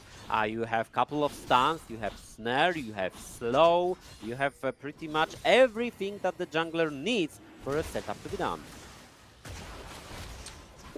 Speaking of junglers, Bluers are literally 5 minutes into the game. Goes for the Drake, and that's important. We saw already what stacking Drakes give you, so that's gonna be very, very important to see how they decide to play around that. Not much camera that we see on the top lane, but honestly, we shouldn't see camera on the top lane. If there's anything happening on the top lane, that means someone made a mistake. Yep, 100%, but maybe something on the mid lane? No, the control ward shows enough, and Kofte should be safe. Even if Einkar flashes for it, then I would expect an ultimate from the side of Tristana in return, so nothing really dangerous happening there. Right now, come around the top lane just to showcase that, yes, we do have those two champions fighting against each other, but mostly fighting for the way. Yes, they are alive, just in case you're wondering, viewers.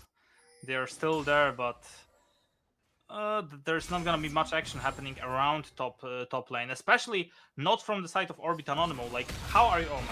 Oh my god, Einkars is dead. Einkars, what are you doing, man? Like, what are you expecting? You're 3 levels down. What are you even thinking? That's surprising, but the more surprising factor is that he is level 4 actually, while Bruiser is level 6. That's interesting, and maybe more even interesting on the bot lane. Yeah, and Kekvo, he used the flash, he used the heal, and that's not gonna be enough. Harpoon is there, and Harpoon is there to stop him.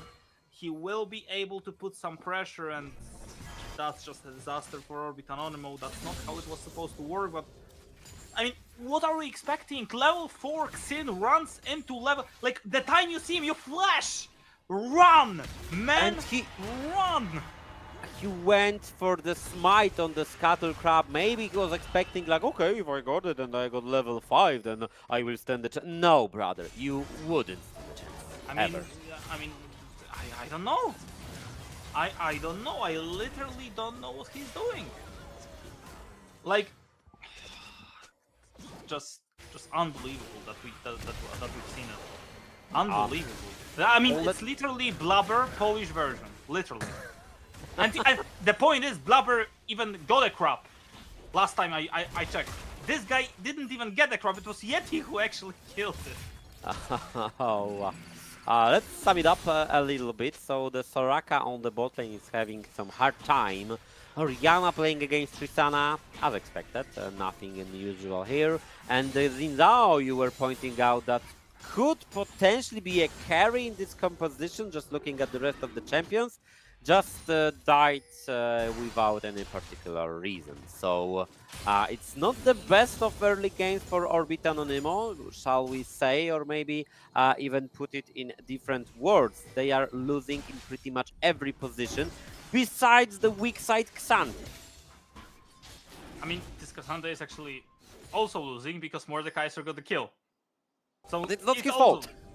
I mean, yes, it's not his fault, but it's his teammate's fault. So like, it's the same thing. He's like, you know, like it's, when the teacher asks you like whose fault, like the teacher is not asking you whose fault is that or who started the fight. It's just getting the consequences.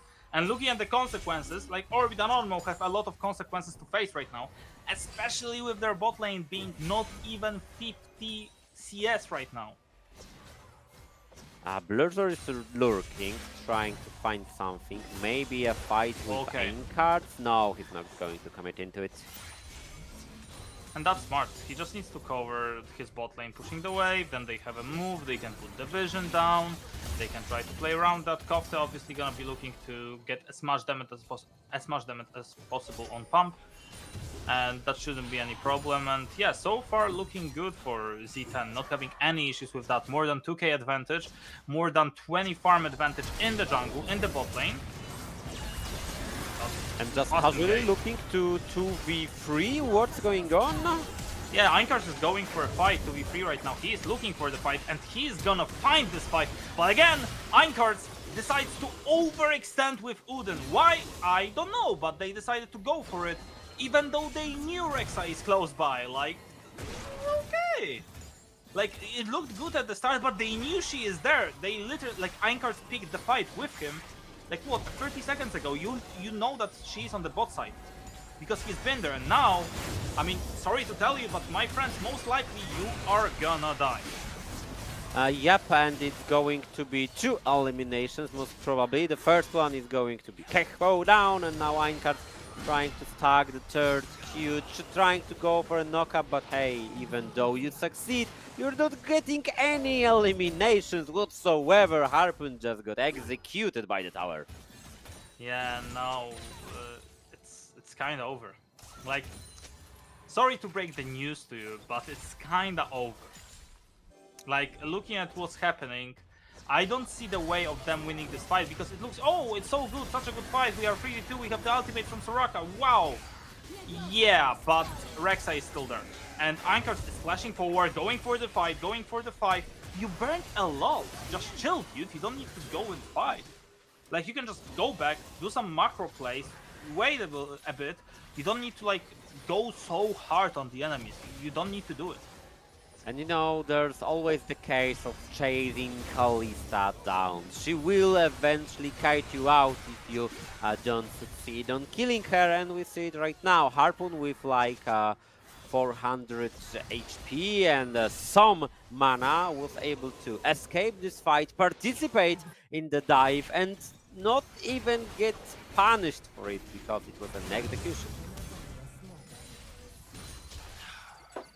I mean, it's an execution on Orbit Anonymo. It's not only an execution on the bot lane, it's an execution to the whole team right now. Only Yeti, imagine, Yeti and Pump are like, guys, please, stop. Guys, please, stop fighting. Stop fighting, guys, we don't need to do it. Like, imagine you're a Yeti and Pump, right? Pump didn't even have a chance to actually do something because he's playing Orianna Tristana matchup, which, by the way, is not that interesting. It's literally farming to the strong side of what you have right now. And Yeti is like watching his jungler pick a fight 4th level to 7th level. I mean, I feel sorry for it. Poor Pumper for Yeti, honestly, because there's not much they could have done. You're playing Cassante, you're not gonna be able to 1v9.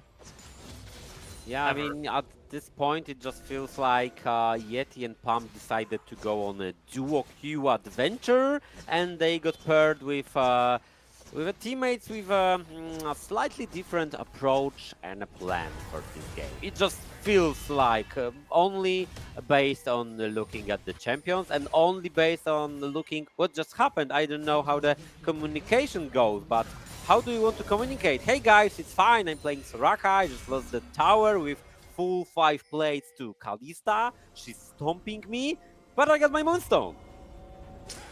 Yeah. Fantastic. That's really good. He got his Moonstone. No, that doesn't change anything. Like, I mean, yeah, Moonstone, then he goes to Redemption, then casual, like, you know, but yeah, it's basically over. 6k gold advantage. Like, I don't think we are ever gonna see a world in which Orbit and Anonymo are gonna come back to it. Because if it was a normal team comp, maybe, right? You always have a this sort of team comp where you literally don't have the damage because you just don't have the damage. I mean, that's gonna be rough. That's gonna be really, really rough to see any comebacks. I'm thinking maybe with something like Gwen on top side or Hyper Carry in the jungle, then maybe, big maybe, though they still were some chance. Because Gwen could 1v9, maybe like a Karthus in the jungle can do amazing things, but with Xin, who's way behind compared to Rek'Sai, and Cassandra... Oh, they are fighting! Yeah, Oh, but... that's over. Yeah, that's about it. That's the tweet. Ooh, the TP from Cassandra. They want to fight and C10 just runs away. They didn't even burn the flash from Harpoon! Yeah, they're not even running away. Oh, okay, Kofta is there. Okay, Kofta, if Kofta survives, that's a tilter. No! Like...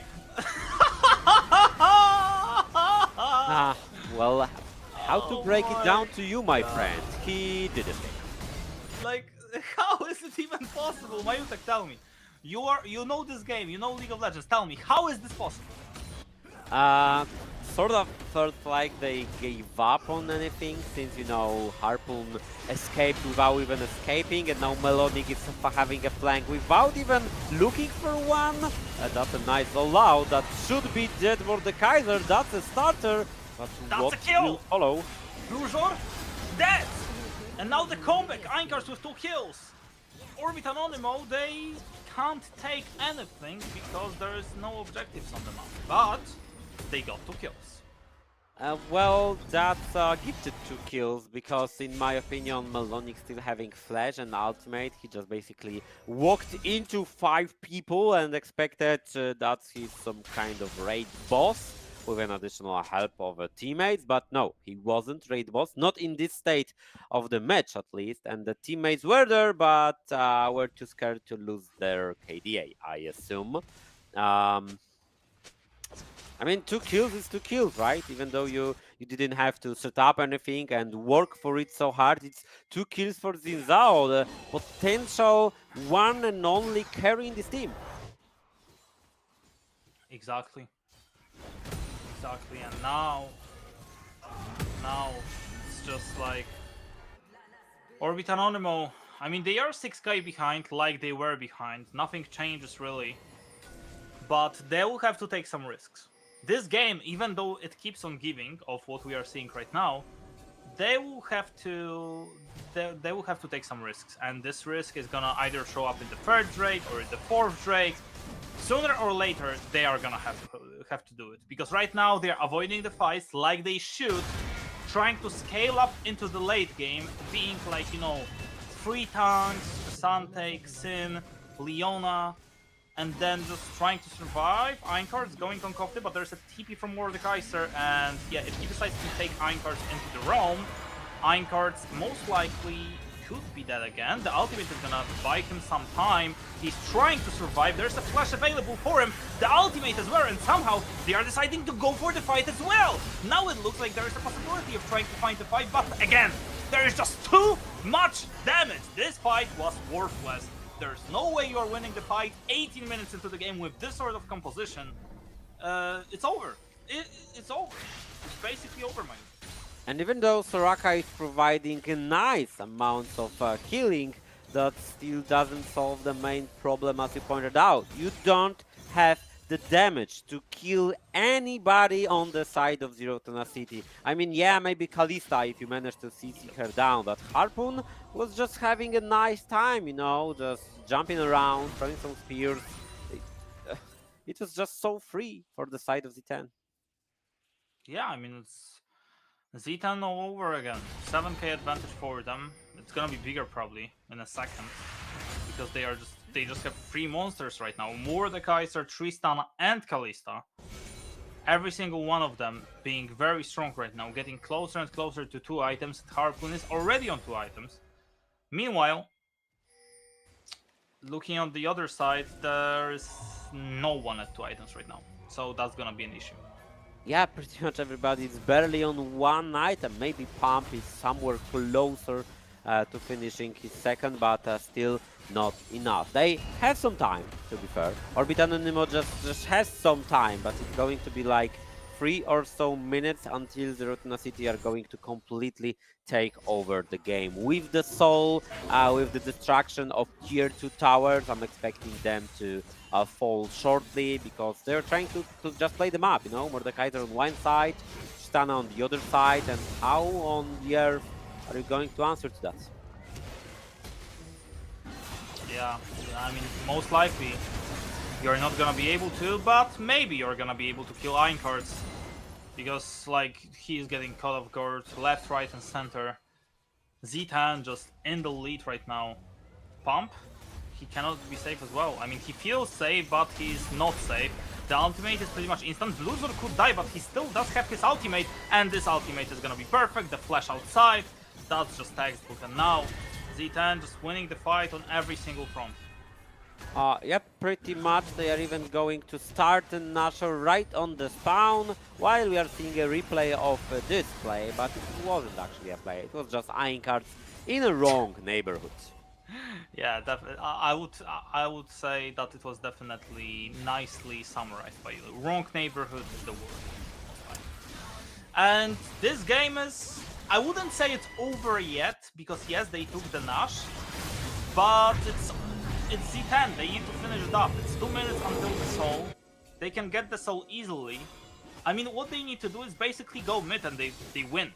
They just win. They are just so strong they win.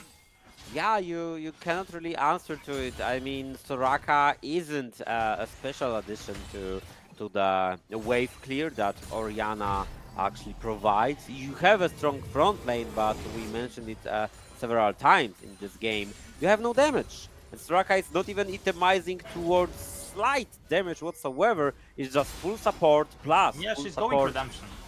Yeah, 2 full supports on the bot lane, CC control mage on the mid lane, tank on the top lane, and I don't know, you with like a Kindred in the jungle or something, you might be thinking that it is winnable, but I've lost my faith.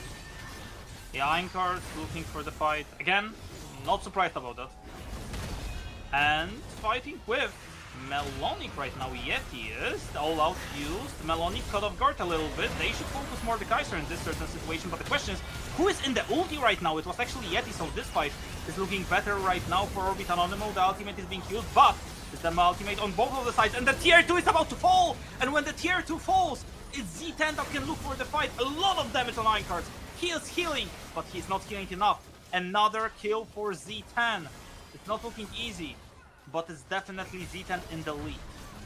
Yep, even though they once again lost a member of their team in the process of achieving greater goals, for example, like this tier 2, they still got away with 2 eliminations for their own and plus the Drake. And it's not a usual Drake, everybody. It's the 4th Drake. It's the Soul being secured by Bluezor without any danger in the area. Zero Tenacity completely took over the map. Absolutely.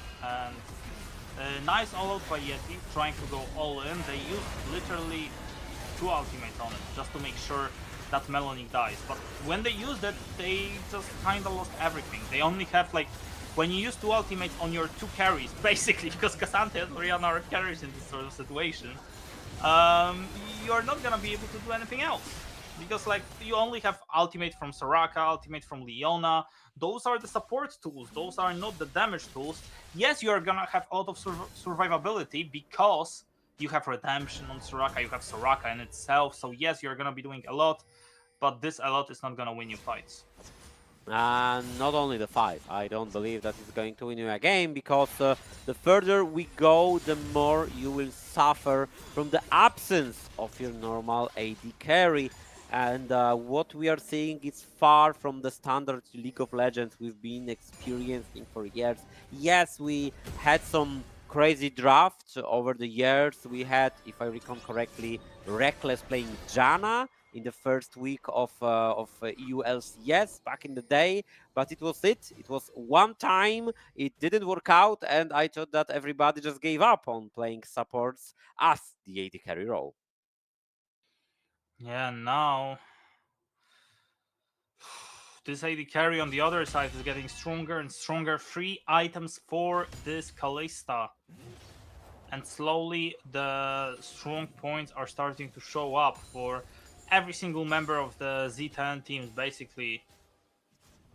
Full control of the map. Every single objective being taken. Basically one team fight away from greatness. Yep, should be just a matter of time, but they don't have any objective to be playing for. They need to wait like 2 minutes until the Nashor will respawn. So maybe they won't try to, you know, push their head up against the wall and try to force too many things. Just in a controlled manner, you know, push every wave into the base of the enemy team. Let them farm something peacefully. Try to look for a break in the defensive line. But if you don't succeed, then hey, just recall right now. It's a great timing, and prepare for Nashor. Exactly. Take the Nash, take the Elder, and just go for the end. Lurzor just having some fun waiting for the for wolves to spawn. Orbit Anonymo not even able to get this one. And he even put so many tunnels into their own jungle that he can play, you know, hide and seek with them, or catch, or any game he would love to play with the enemy team. Baron Nashor is about to spawn in 1 minute, so I'm expecting everybody from the side of D10 slowly shift towards this objective. Maybe not everybody, maybe Melonic will stay on the bot lane, but it really doesn't make a difference who's going to rotate and who's going to stay. I mean, Z10 are just playing it textbook, just perfectly. Just waiting for Nash, waiting for Elder. When they spawn, they finish the game. Simple as that. They just take the objective, they can turn on the team fight, they just finish the game. I don't think there's anything Orbit Anonymo can do to stop that, honestly. Yeah, and from my side, it's really hard to add anything to this either. I mean, they will try, they will put on a fight, because what's left there to do? We are playing video games, and sometimes you are losing. You just need to get over it and think of a new, fresh plan for upcoming tomorrow's game. I like it that you actually decided to put it like, yeah, I mean, we are just playing video games, you know, like, you know, it's just fine. And now Soraka is being taken into the... Oh my goodness, she is getting slaughtered! Literally slaughtered! Midday slaughter, 5-man shockwave, but it doesn't matter! There is no damage at all!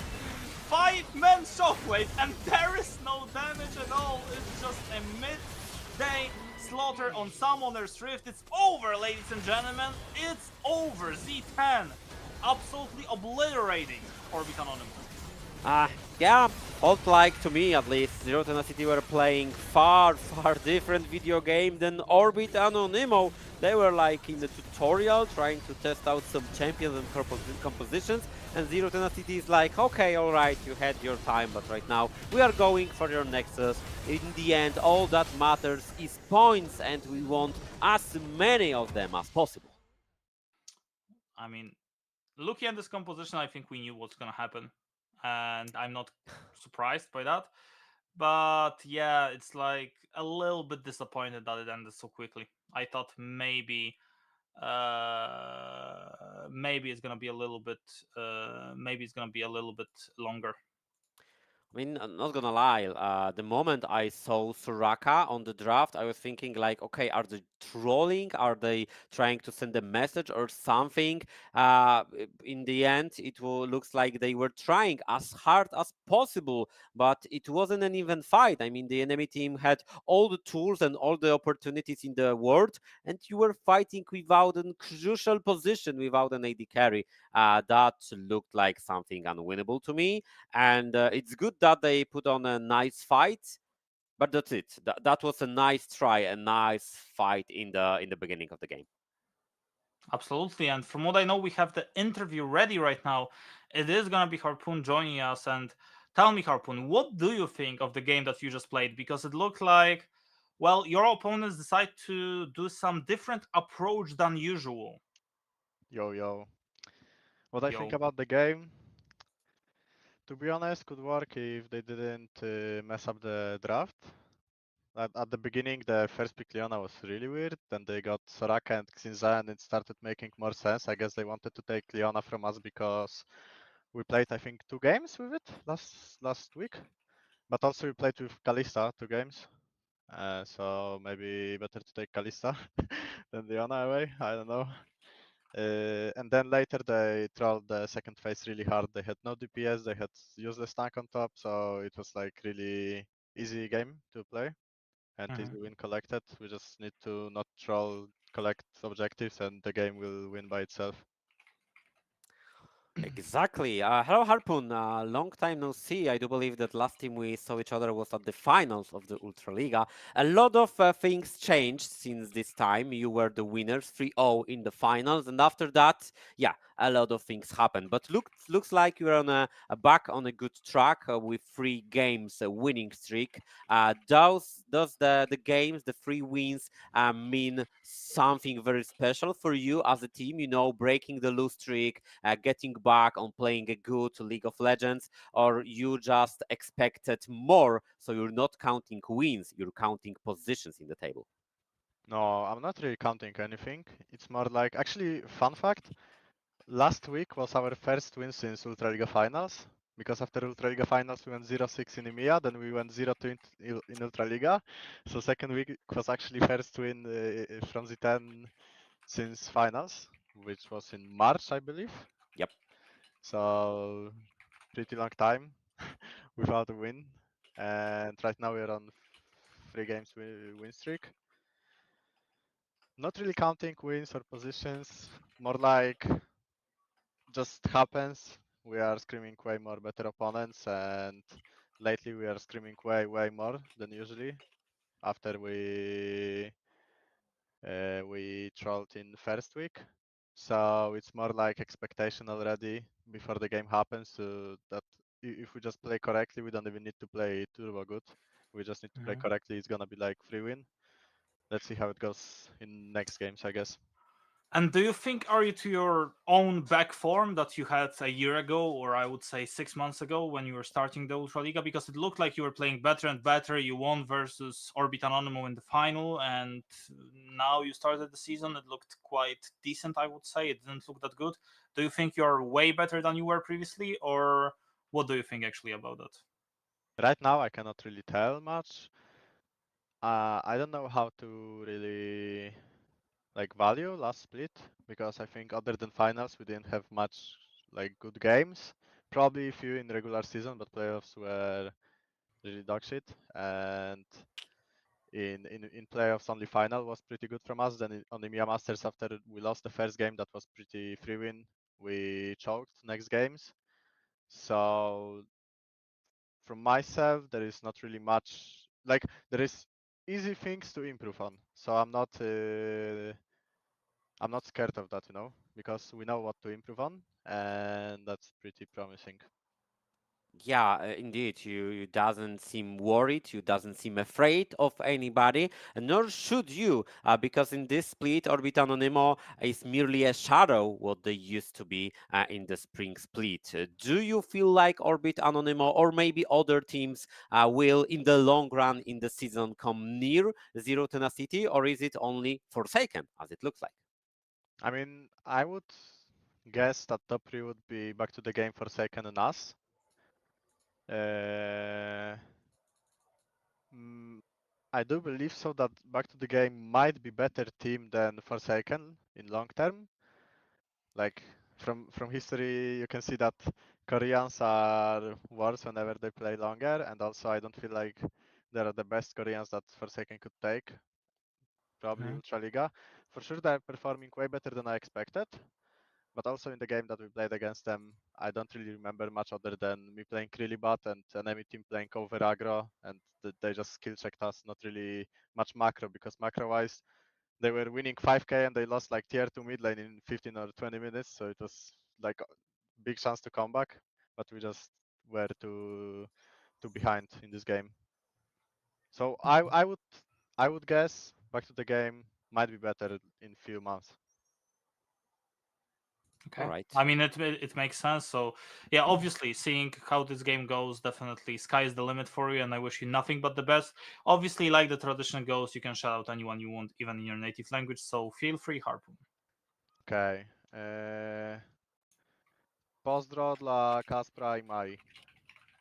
Dzięki. No Dla to Kaspra, pozdro. dla Kaspra. Okay. Bye, Harpoon. Thank you. See you. Yeah, see you and pozdro to you too. This was a Harpoon, everybody, ladies and gentlemen, the AD carry of Zero Tenacity, who basically said that, they wasn't performing the best. They were slightly worse, but right now they are on the back on a good track, and it feels like feeling pretty confident that they could once again win against everybody in Ultraliga. I think they should be feeling quite confident, and it's very good for them that they are right now. And well, we will see if they will be able to continue this way, playing this way in other games, and we will see other games as well soon, very soon, in like what, 8-9 minutes, something like that. So we will take a short break, and we will be right back in game number 3. Sí, ¿vos de qué parte sos? Yo de aquí. Ah, mira, ¿Tú de qué parte eres? del norte.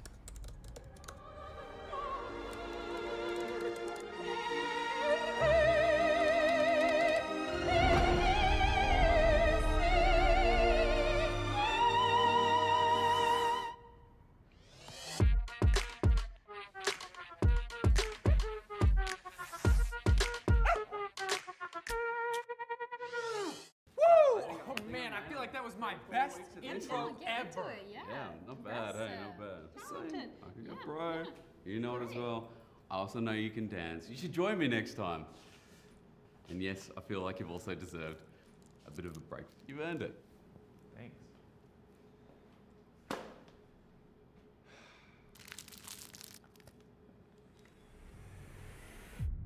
Even the biggest champ needs a break. Good job. Hey, thank you.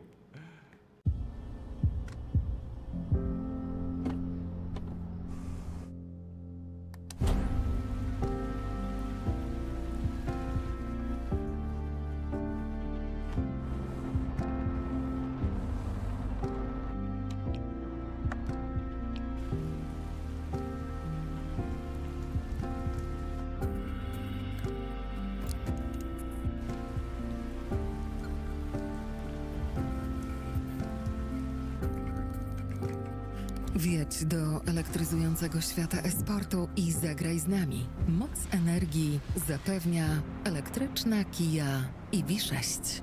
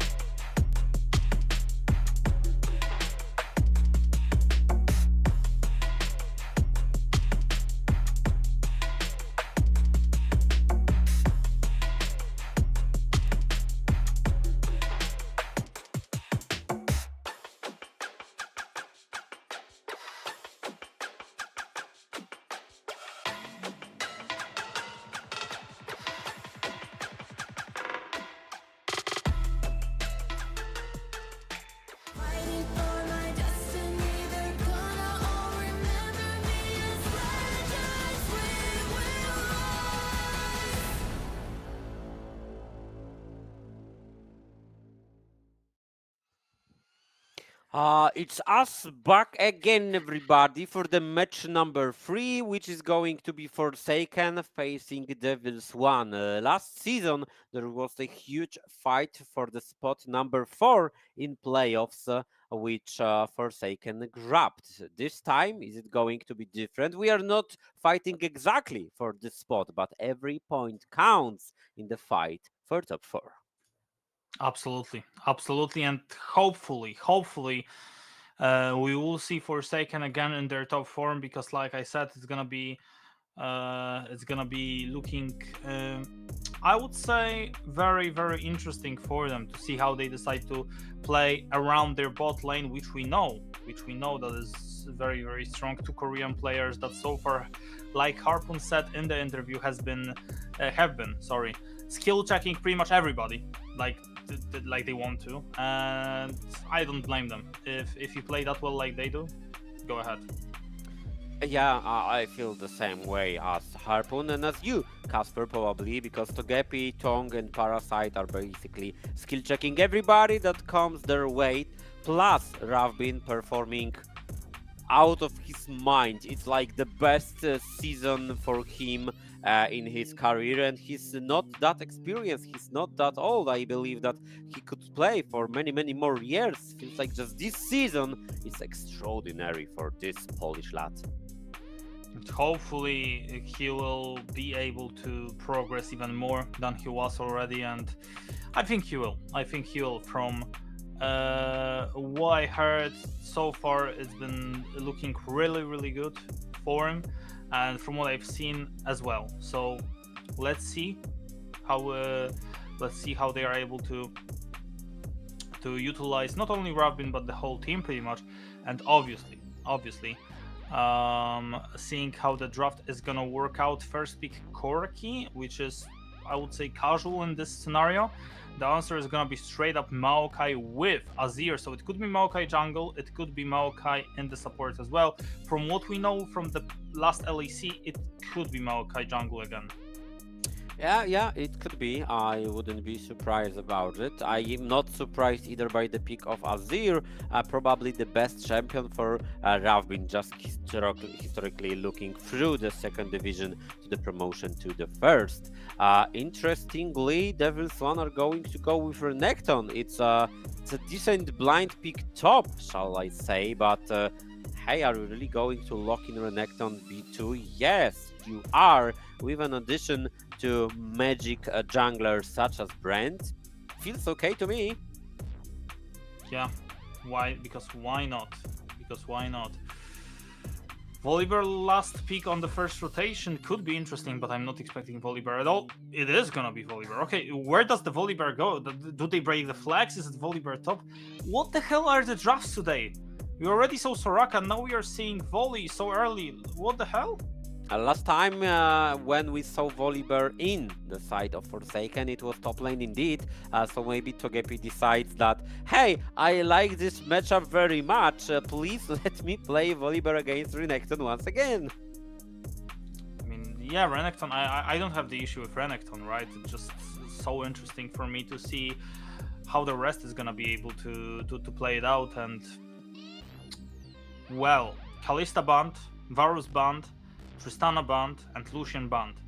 What Tonk is gonna play right now? Most of the champs... Jinx is open.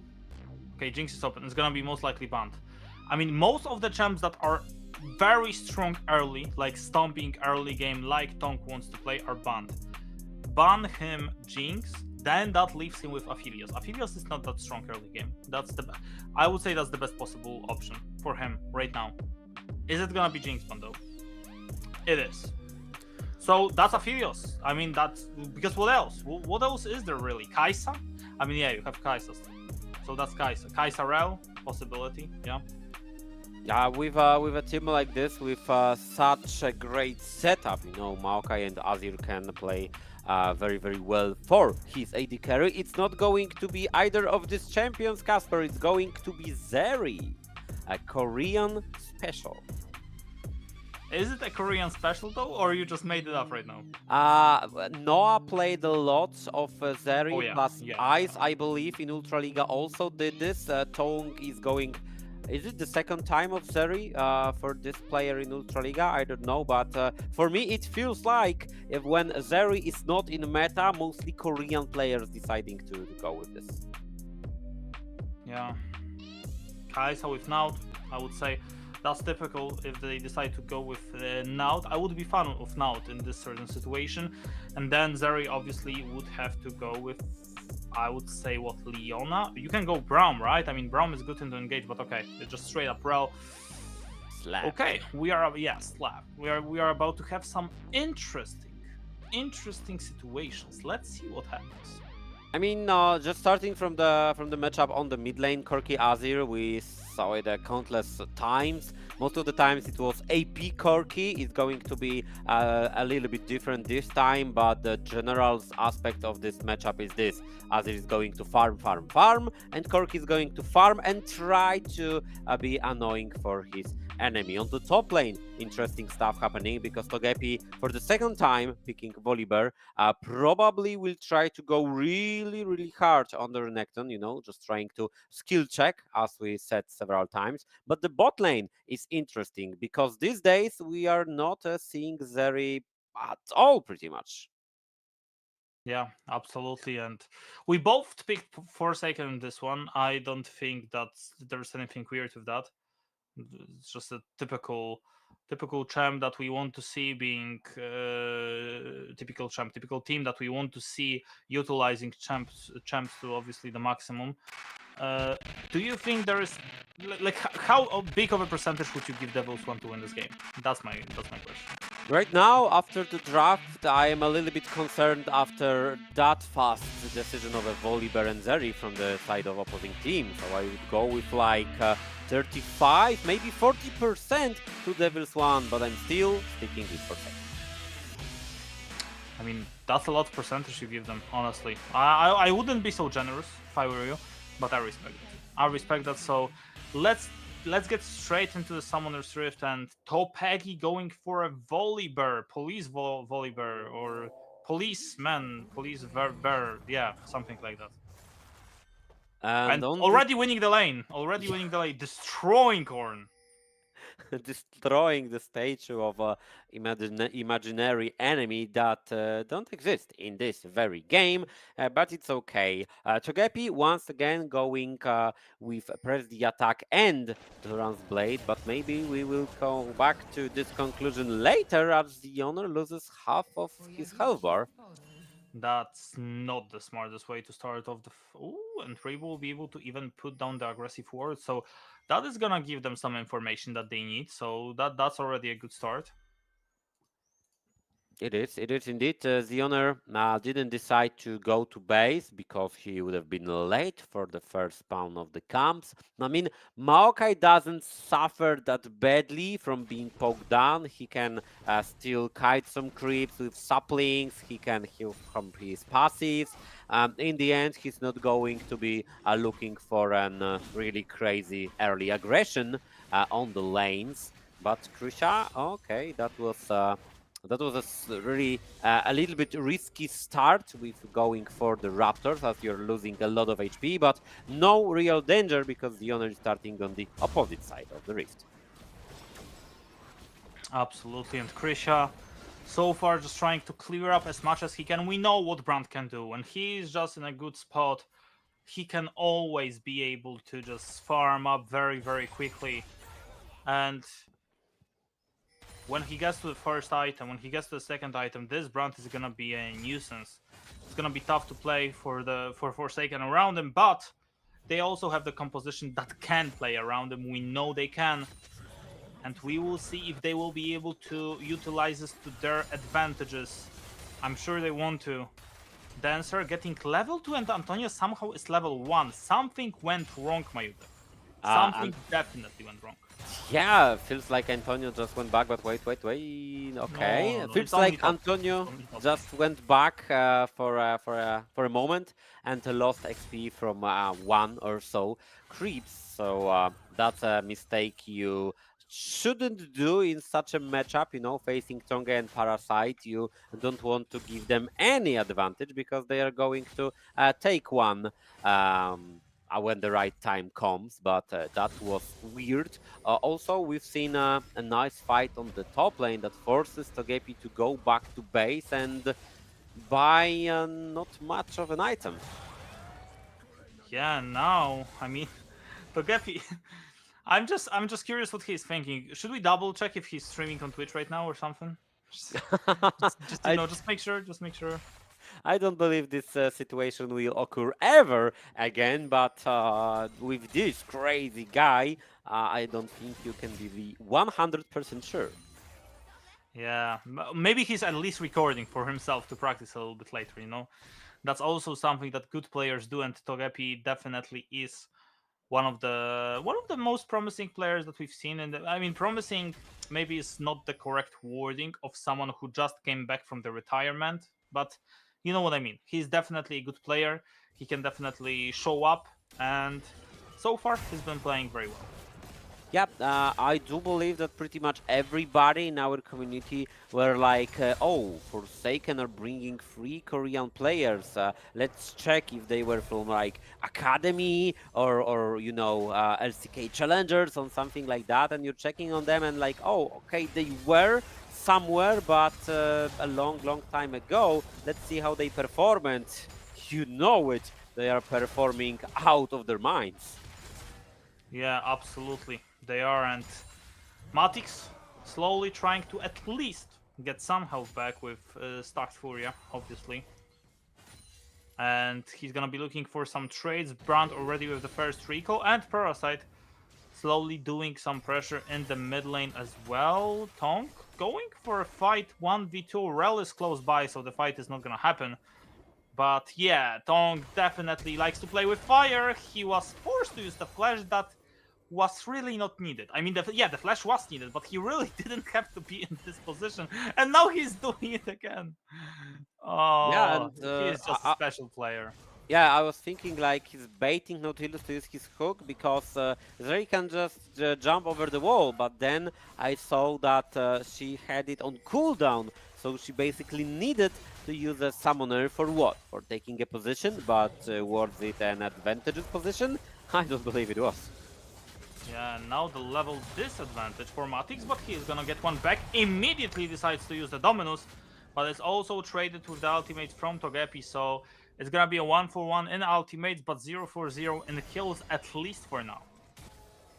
But maybe Krisha will... No, he will not use his flash, but he could look to, you know, stop the recall, but he's not going to wait his time just stopping a recall. He's going to look for a red buff, which is not spawning yet, so feels like he's just going for grabs. That's it. Absolutely, and 300 gold advantage so far for devils.one. That's definitely not the start we've expected, but yeah, courtesy of having Brand, who is right now slowly building another advantage in farm over Maokai, who is obviously gonna be also doing a lot. We are expecting to see, at least I think we are expecting to see Liandry's into the more of a tanky version of Exauner. That would be the most probable one. Yeah, feels like it. He took the aftershock in the end, so he will be looking to tank some of the upcoming damage. No full build on side of the Maokai, at least we are not expecting that. Just quickly looking at the items, did anything funny happen? No, just usual stuff, just Togepi going with a little bit more of ability power at the beginning of the match. Yeah, blasting wand for him. Maybe he's cooking something, we will see, because so far, speaking of cooking, Exauner cooking on the bottom lane, Dancer is gonna be the first one that most likely is gonna fall, and there's also Tonk. Oh my goodness, he's not doing any damage right now, because there's Krisha with the ultimate. He almost killed Tonk. There's a flash from Robin to try to run back, but Revo is close by as well. Exauner, he's gonna be doing a lot of damage. Tonk, do they know he's there? Do they know he is there? They don't, but he doesn't want to reveal himself. He doesn't feel confident. Oh, he's gonna go for Antonio, maybe. What a play. Oh no. Oh, he's gonna go for Antonio. I think he's gonna go for Antonio. Let's see. Oh no, we are not seeing it. We are looking at Matix. Okay, what's going on? Oh no! Is it gonna work out? Oh, there's a lot of damage, but Tonk, are you sure about that? Are you sure you want to go for this fight? I mean, apparently he is, because Parasite is gonna be able to finish the kill. Okay, that worked out. That was one of the craziest decisions I've seen, not only in the season, but overall this year in Ultraliga. But hey, we also have a replay on what happened on top lane. It looks like Matix is not afraid of this huge bear of Togepi. Yeah, he will go for the dive, surely. Yeah, I think he went for EQ, and that's about it. Yeah, that's Renekton, ladies and gentlemen. And yeah, just as I said, Togepi was doing fine, now he's not doing fine. This Volibear is getting stomped by this Renekton. 30 farm advantage for Renekton. He's just enjoying his life. Yeah, Matix definitely is enjoying, and Togepi is trying to find something. I mean, he still has some opportunities to change the outcome. Ooh la la la la, the flash from Dancer. They are looking for the fight. Parasite is there, and Robin with the short drift will be able to run back. Parasite able to survive, but just barely. A lot of stuff happening in the Summoner's Rift. We were talking right before the start of this match. Is it going to be a brawl all over the place? And I told you that maybe Forsaken will look for something like this, but devils.one should be more organized. Right now, I'm not sure who's more organized. I'm not sure either, but honestly, there is always a possibility of trying to look for more fighting. And when we were talking a little bit backstage with Majutek, I told you, well, are you also expecting this game to be so weird in fighting that we are gonna see a lot of fighting and so on and so on? And you said, yeah, maybe we are gonna see 5 kills in 10 minutes. Well, if this keeps up, we are gonna see a lot more action. Yeah, maybe. Yeah, right now. Speaking of that, by the way, it's literally Zeri going for the fight, ultimate being used, and ultimate is doing a lot of work right now. We know that Tonk is not gonna stop, he's not gonna stop the towers, not gonna make him stop Dancer. That was a little bit risky, because there's Xeoner, who is gonna be able to put the damage down on Dancer, and Xeoner is gonna get the kill. Tonk, a little bit unlucky, always someone stealing the kills, always someone being in a good position, but overall it's not about stealing the kills, it's about who is in a better position, and that definitely Xeoner was. I mean, right as you stopped talking about the brawl, about the fighting happening on the map, then the engage happened. So yes, we are going to experience a lot going on onto the Summoner's Rift. 6 kills already, 4 for Forsaken and 2 for devils.one. But they are also going with 6 Void Grabs. Since the Renekton is doing pretty okay on the lane, that's a good sign for him being able to do something on the side. But we do know that Togepi's Volibear is a specialist when it comes to isolated fights 1v1. Absolutely, but this Renekton is not only doing okay, Majutek, he's literally winning hard right now. He's not on the first item yet, which is quite surprising, seeing the farm disadvantage that they have right now on the top lane. And yeah, I know Matix is without the recall yet, but Togepi, I mean, he's gonna be stocking up the Roa, so yeah, that's gonna be giving him a lot. And look at that, I mean, he's already going, he's even forcing the ultimate, and now Krisha is close. I mean, are they gonna put him in the grave? Let's see. Matix with Krisha. Yeah, okay. Never mind. I was thinking of a scenario when Togepi could have turned onto Matix instead of running away, but that's a different realm we are living. We are living in a realm of death. Togepi on the top lane once again, and maybe yet another dive. Yeah, I think it's gonna happen. It's not only Parasite, but it's Tonk making the damage happen, making the kills happen. The first one is gonna go to his way, and Dancer right now, you need to be careful, my friend. You are 1v4. Yeah, you are not surviving that. Never. That's Forsaken, ladies and gentlemen. They are gonna go for every single dive possible because they just feel like it. I mean, Ravbin even TP'd for that, so that's a commitment of getting the dive done.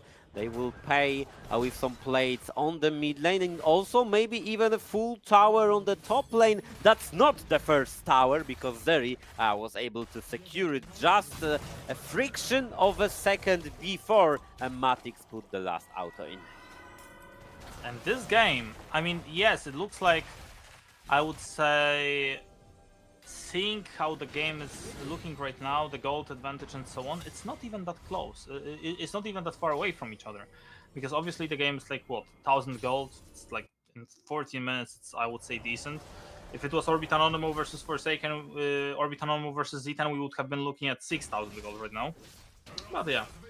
Robin, 2-0-0. Natural Stuff completed. Tonk, 1 kill. Slowly also getting towards another advantage for himself, which would be the stacked cool. That would give him a lot of time. So yeah, right now Forsaken just in the perfect spot to win this game. Yep, it is such a great spot. I mean, giving up on those grabbies, but to whom? To Renekton? We already have an answer to that. It's going to be Volibear. We drafted it to be an answer. Korotkiy on the side lane, yeah, maybe, but the more preferable spot for him is in the team fight. So having the 6 Void Grabs will not make that big of a difference as 2 Drakes early for Forsaken. Absolutely, and those 2 Drakes are gonna scale up into the late game as well, especially seeing how well prepared Forsaken are right now. They are just playing the game like they want to play the game, and obviously Zeri will be able to have the stacked up cool into the fight if it occurred during the third Drake. Obviously, Ravbin will also be in a very comfortable spot for himself. And speaking of comfortable spots right now, it's gonna be Dancer and Krisha fighting versus Parasite, and who's gonna win this fight? It looks like it's just gonna be Krisha running away or not running away. A lot of damage done by him. But yeah, that's only damage, it's not gonna save him. I mean, that's a lot of damage, to be fair. If maybe Antonio were a little bit closer, then who knows if devils.one wouldn't had an opportunity to fight back. But in the end, it's a couple of eliminations once again for Forsaken, as they are slowly taking control over this moment of the game. Is the middle game. everybody with Azir and actually Zeri onto items. It is scary. Yeah, it is scary. This Zeri is just getting started right now, and she is gonna be making things happen, that's for sure. And let's see how it evolves in the next few minutes. So far, only 3 kills on devils.one, 2 of 3 are on Brand, so obviously not the worst kill stealer, I would say. Definitely you want to have some kills on Brand just to make sure that he is gonna be strong, and we saw the damage that he is doing, but we need to see more. We need to see devils.one win a team fight, make something happen, switch the momentum to their side, because so far we are not seeing that. Yeah, we need to see them finally group, because for now, it's for me at least, looks like Forsaken is the team dictating the pace of the game and forcing some plays here and there, because they are grouping, they are playing as a team. Even when we saw those dice on the bot lane, it was 3-4 men putting a lot of effort into succeeding in this situation right now. I'm not sure, the honor. Yeah, a lot of damage done by Forsaken. A lot of damage done on Dancer. He's 0-4. If he continues to just step in, he might be 0-5 really soon. Rebu looking for a fight as well, but he's not gonna find anything for himself. Tonk on the front line basically right now, just putting every single W in the place where it's supposed to be, and Forsaken doing what's supposed to be, which is taking the third Drake. Are they going to succeed though? I mean, with Maokai's ultimate and Ravbin, but he's caught. He is caught, but who is caught right now? It's Tonk getting a kill, or it's actually Ravbin. It doesn't actually matter. It's a quadra kill. Oh, make it a penta kill. It's not gonna happen because Peggy is gonna be able to stop them. They thought they caught Ravbin, but Ravbin is the one that caught them. Even I thought they caught Ravbin. I mean, the anchor was on point, but I didn't pay attention to the position of Rel, as Accorder did in the first match of today. Parasites maybe even did it better. Oh my god, the ultimate as well. That's just a thing of beauty. That's just a thing of beauty. He was looking for a penta, but yeah, I mean, that's a bad feeling when Rebu flashes away from the penta. That's not nice, not nice, Rebu, not nice. He basically used the flash towards the tower to not give the penta to just Ravbin. not give them penta, yeah. Okay, I mean, he was dead 100%, but using flash here just to, you know, not let your opponent feel any better in this game, I don't believe it will help you, Rebu. You just got steamrolled in this fight, a clean 5-0 without any doubts. Forsaken, they just forced us to wait just a little for the great things to come, and we didn't have to wait long. I mean, if you are if you're using a flash, just to make sure that the enemy doesn't get a penta, yeah, you know what's happening. You know it's done. It's over. Yeah, feels like you already lost and gave up on everything, and feels like, okay, I mean, screw it. I'm not going to give him a penta. That's the best outcome of the game. It just feels like it. It's the energy, Rebu, the energy that you gave us right now. You gave your fans a little scare because you were almost caught in this position, but it really doesn't matter because Forsaken are still going to go for the tier 2, and you're not going to be any threat to them. Absolutely not, and Forsaken right now being in the situation where just stomping the opponents, honestly. I mean, they are 7k gold, there's 7k gold advantage without Baron Nashor being even on Summoner's Rift. That's just insane. It is. It is amazing from their side, and maybe some more amazing plays this time from the side of Togepi. No, cameraman, no! Skip on the Nash, we know they are taking it! What is happening in the brawl between the Volibear and the Renekton? Okay, nothing. Let's go back to Nash. Okay, devils.one.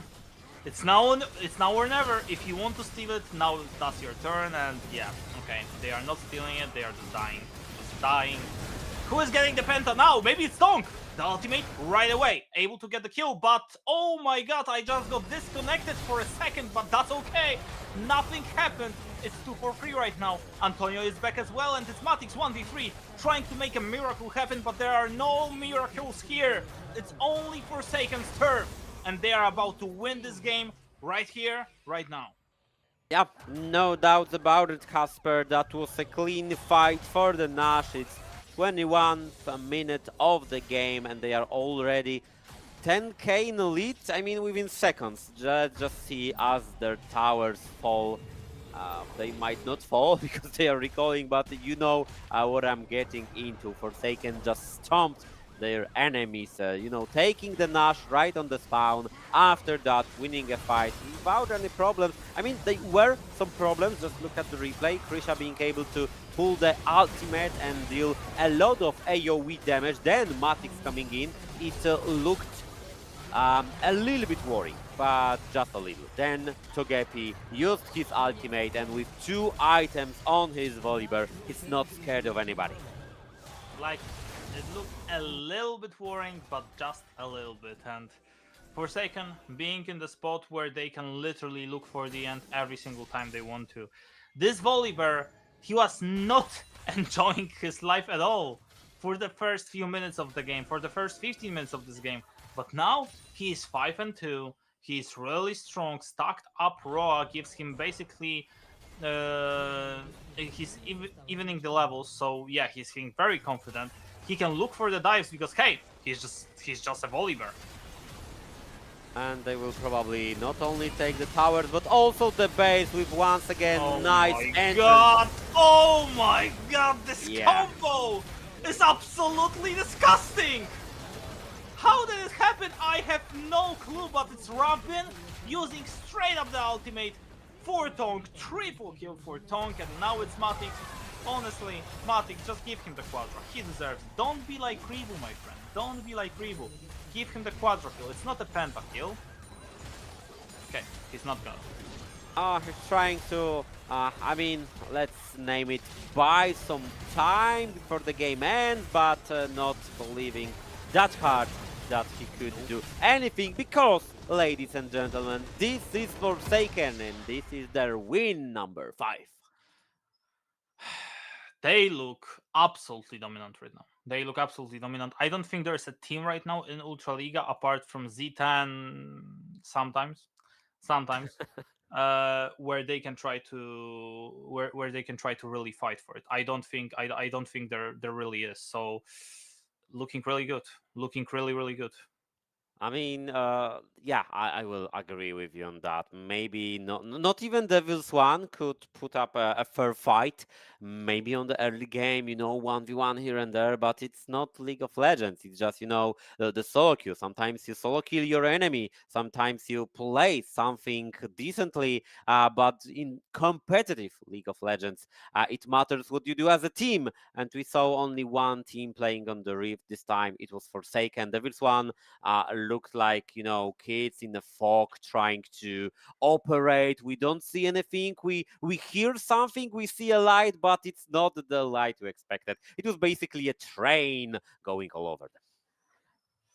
Yeah, and this train is called Forsaken. They are definitely the express right now. They are driving fast. They are traveling fast, and they are looking very good. I'm curious to see what's next for them.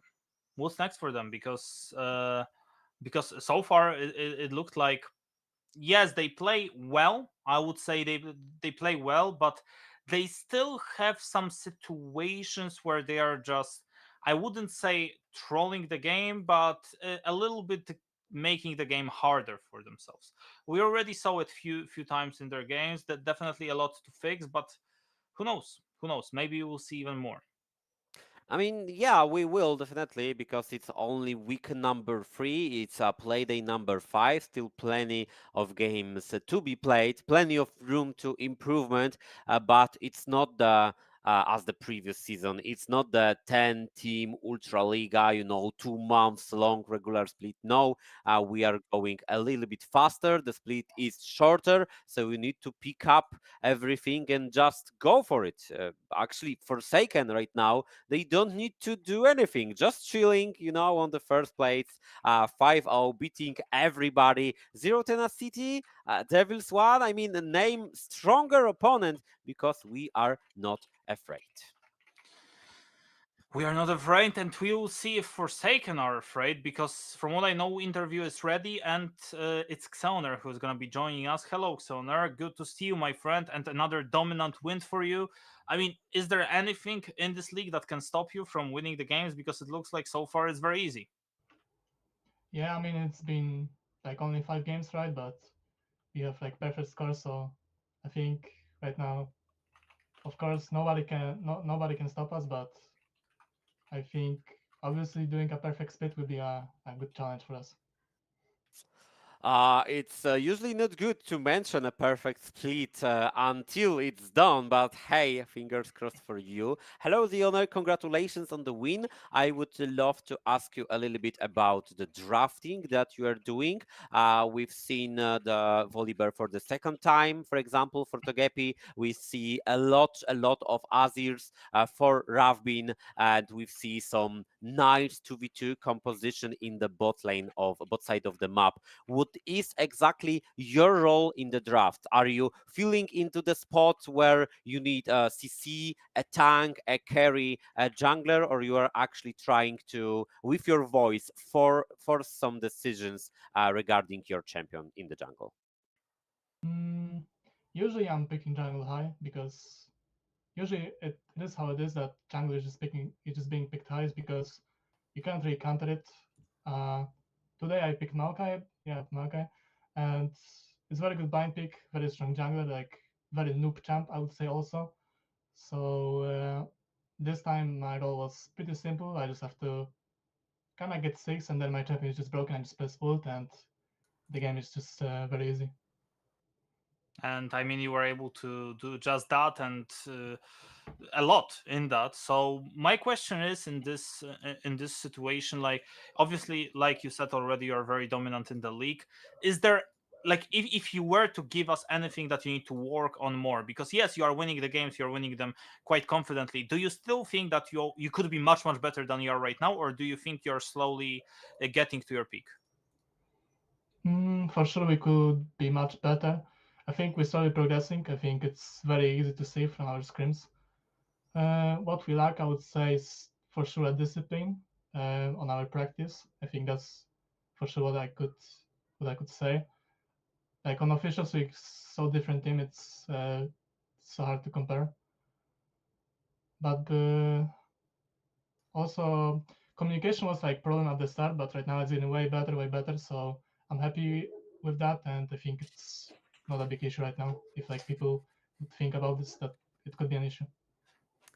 Right. I would like to add one last question to this about communication. What was the voice comms after Ribu just flashed over the wall to not give the pentakill to Ravbin? Were there screams or more laughs? I didn't see that he flashed, but I think Ravin was screaming for Penta, and and in the end they didn't give him, I guess. So unlucky for us. But I mean, unlucky. Enemy team wrote to us Sigma, so I don't know why, but they wrote to us in game. Maybe because it was pretty much the fastest quadra kill I've ever seen, but it is what it is. It is what it is, like you say, and obviously, like the tradition goes, Xeoner, you can shout out anyone you want, even in your native language, so go ahead. Pozdrawiam wszystkich serdecznie, moich fanów, których pewnie nie mam za dużo, i mojego kotka. I thank you guys for this interview. Thank you, as always. Thank you, and pozdro to you too, Xeoner. Thank you very much for this interview, and good luck in upcoming matches. Thank you. See you.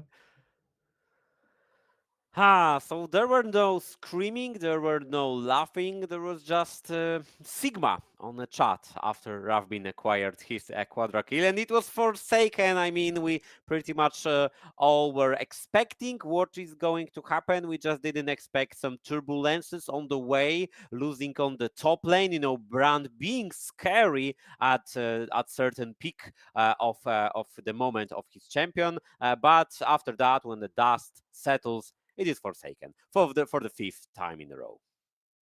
And it's just about like we expected it to be. But don't worry, guys. I know we had some one-sided games so far. We are just about to enter into the most 50-50 game we've seen in the split. It's gonna be Iron Wolves, aka Retirement Home, versus Matty USA LODIS, Inca Home. Stay tuned. Sí, ¿vos de qué parte sos? Yo de aquí. Ah, mira, ¿Tú de qué parte eres? del norte.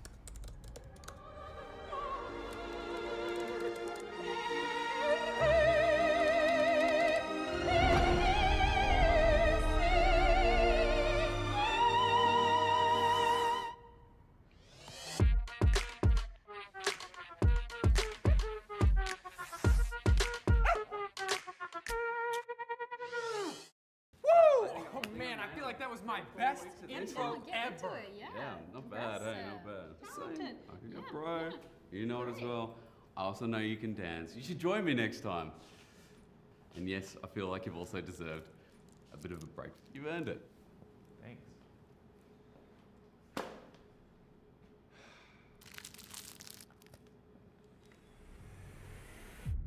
Even the biggest champ needs a break. Good job. Hey, thank you.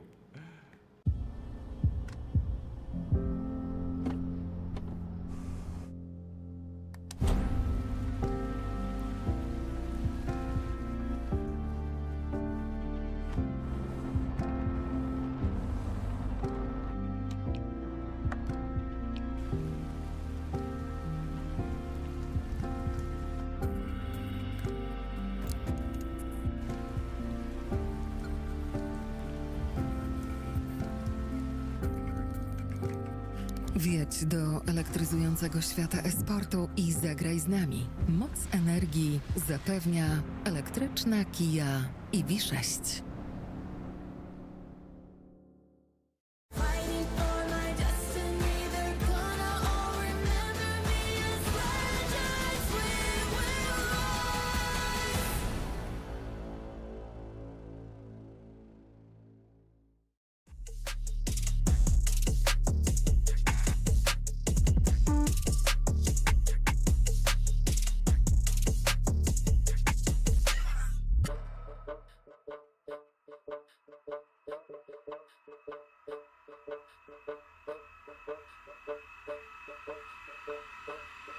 Stop.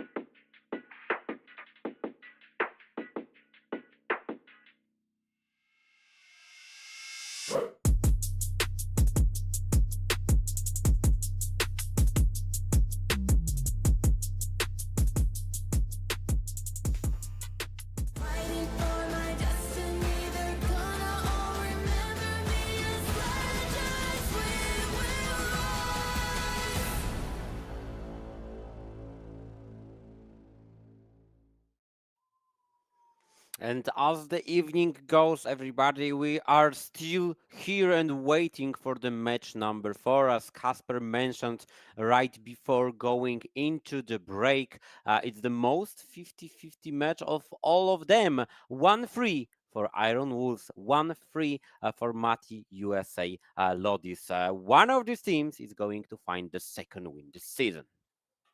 And who is gonna be Majutek? I have no clue, honestly. Like I said, it's a 50-50 because one team is having a very, I would say, experienced player that definitely have a lot that they can show.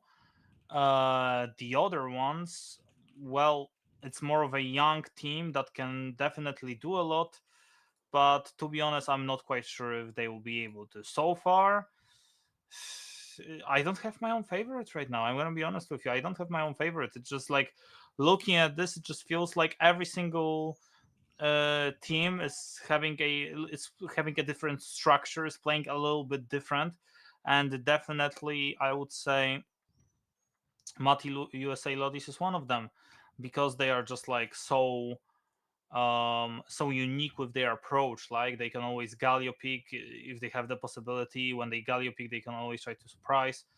I mean, it's always something happening with them.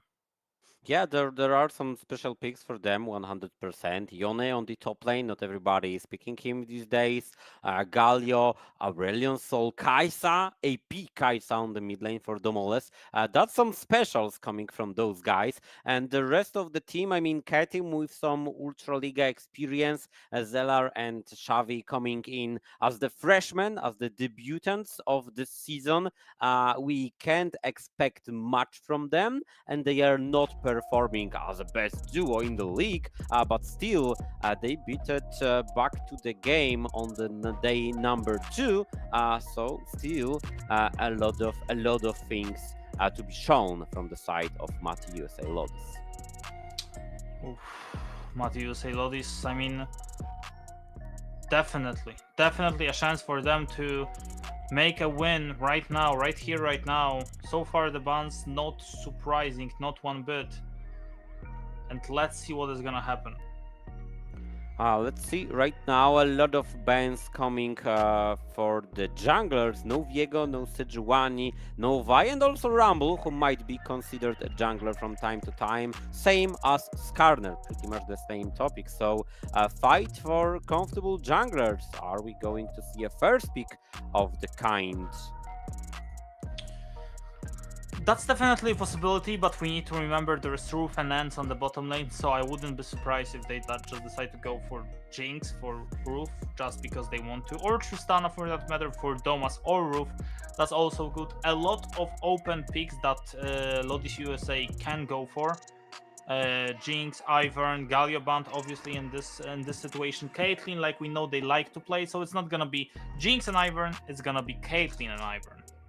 So we are dropping from the super mega hyper carry of Jinx, but coming into the Caitlyn scenario, who can be more oppressive on the bot lane itself, and also scales nicely because of the longest range in the game. Tristana might outrange Caitlyn, but after like level 14, 15 or so.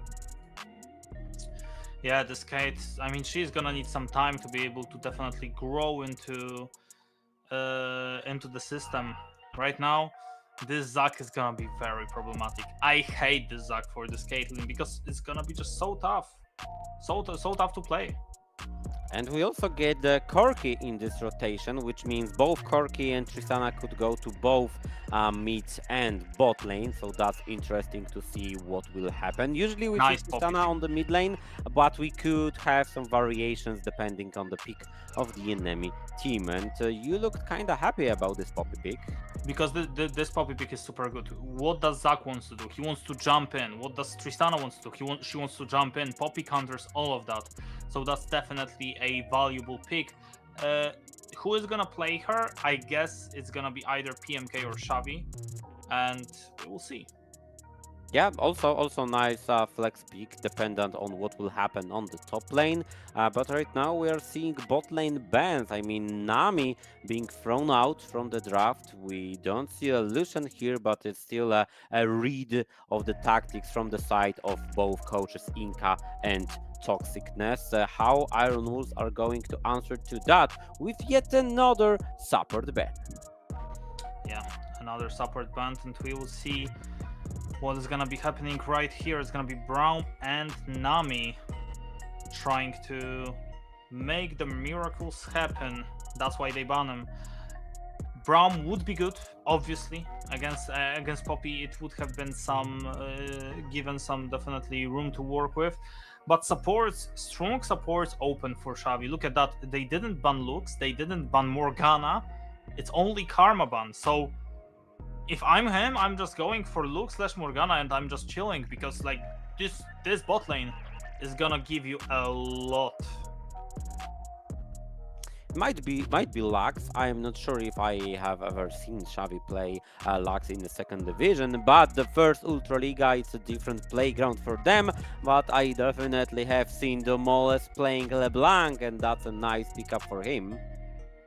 Playing against two not so tanky carries. I mean, Tristana and Korotkiy can both be a nice target for this mage.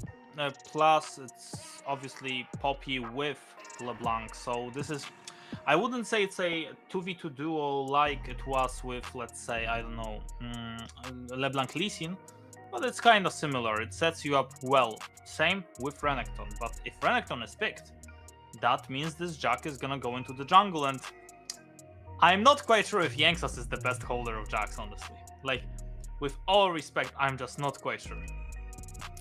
Alright, let's see what the last pick will be then. It just has to be support at this point.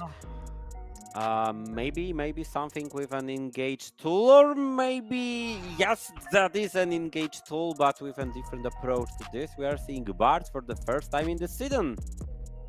Yeah, they cooked.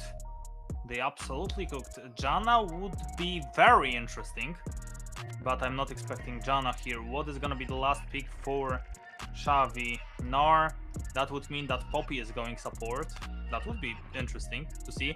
And it is gonna be Poppy going support with Caitlyn and Gnar going on the top lane. But did they really just try to counter Renekton with Gnar? Do they think like this is...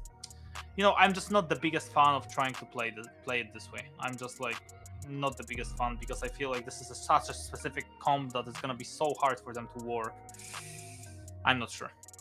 But if PMK feels it, then he feels it and he decides that this is going to be a matchup he wants to be playing into. Right now we are seeing the two final build of compositions from the side of both Wolves and Bears from the side of Lodis, because they definitely have a bear in their logo.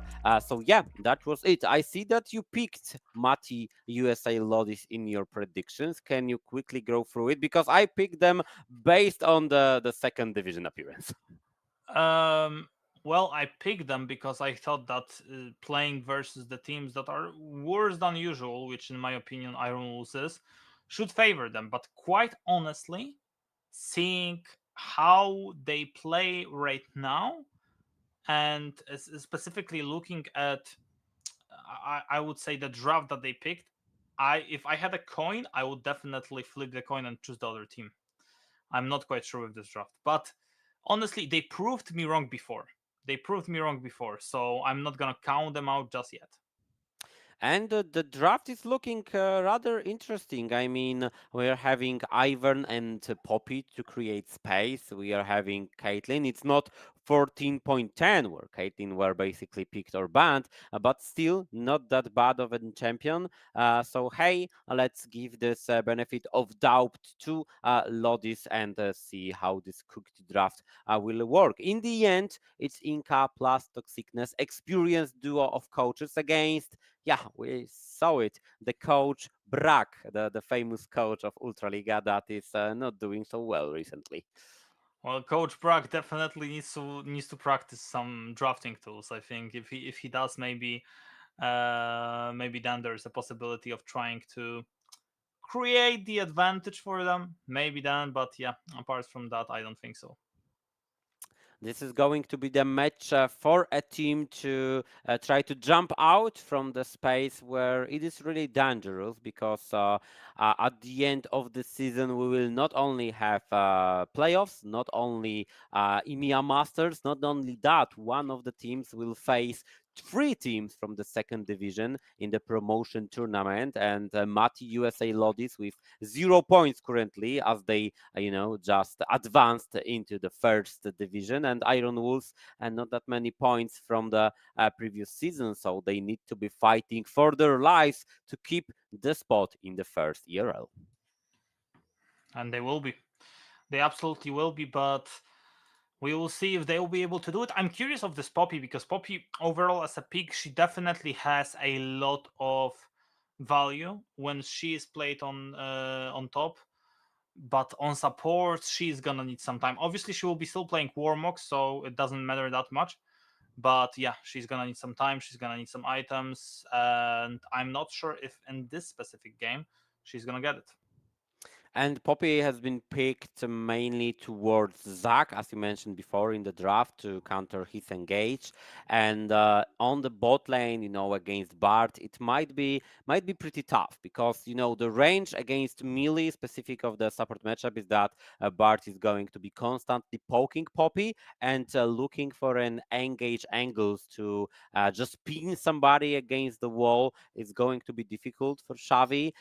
Plus, playing with Caitlyn with such a long range, I mean, she can always escape, position herself, and when you are going in as a Poppy, you're going in. There's pretty much no coming back from this situation. I mean, yeah. I mean, apart from the ultimate that you have that you can try to utilize, it is not going back. There is no going back in this situation. But I feel like in this specific scenario, when you are playing against Bart, when you are playing against Renekton, when you are playing against this sort of champions, this Poppy is going to be mainly used as the counter engage rather than engage, because obviously she's not going to be feeling super confident about just engaging straight in. Yep, let's see how this match will be played, not only on the bot lane, but on the entire map, everybody, because As I mentioned before, drafts are rather interesting. I'm looking at two junglers that are not so highly picked recently. Zach and Ivern, on the other hand, one with job is to attack, to engage, to create opportunities, and the second mostly to protect and to disengage. So two different profiles, two different roles to be played for both of those junglers. It's going to be interesting, rather focusing on full clearing and just looking for an opportunity than going into the jungle. But hey, we saw even from time to time, just coming in, marking your camp, smiting in, and then happily running away. That's Ivern. That's just Ivern, basically, and I think that's why the champ is being so heavily used right now, because we see him literally everywhere. We see him on LEC, we see him in the foreign leagues, we see him on the Prime League, we see him right now in the Ultraliga. The reason we see him is because he gives you just so much, right? I mean, it's not only gonna be Poppy engaging right now, it is gonna be Poppy engaging, but with his shields. So it's gonna be harder and harder to just kill him, because he's gonna be very strong. Plus the possibility of a Mega Gnar follow-up is going to be interesting if it happens, because it's not the engage that you can just pull out of your pocket and decide to play this card. You need to play around the Mega Gnar. You need to play around his form and many other things in this very matchup. As we see LeBlanc also, let's mention this follow-up. Double Distortion can reach pretty much everybody. Of course, and let's see how will they play it, because obviously it's gonna be Korotkiy on the bottom lane, so we need to remember this is not the Korotkiy for the mid lane. Roof, known for some specific picks, known for the interesting picks. And here we are expecting nothing but the same. LeBlanc also in the very strong position, just as a pick with this first strike. She's gonna be able to farm a lot of gold, because LeBlanc can always just distortion forward, put the proc, then fall back. Honestly, she can always try to distortion twice and then fall back. A lot of possibilities. But last time I watched Yangsa's play, and maybe not last time, but 2 times ago, I predicted he's gonna die at least 5 times. So this time, I predict he's gonna die at least 4 times. That's my bet for this game. So you are lowering a bar a little bit for him? Well, I think after you die 3 times as Zach, you start to think, well, maybe that's not the smartest thing in the world, and then you just play it safe. But maybe I give him a little bit too much in that area. Maybe it's gonna be a little bit different. We will see. Yangsa so far, level 2, trying to get into the level 3, which obviously he will end Katim also in the very easy spot. I mean, playing Ivern is just playing Ivern. You just enjoy it.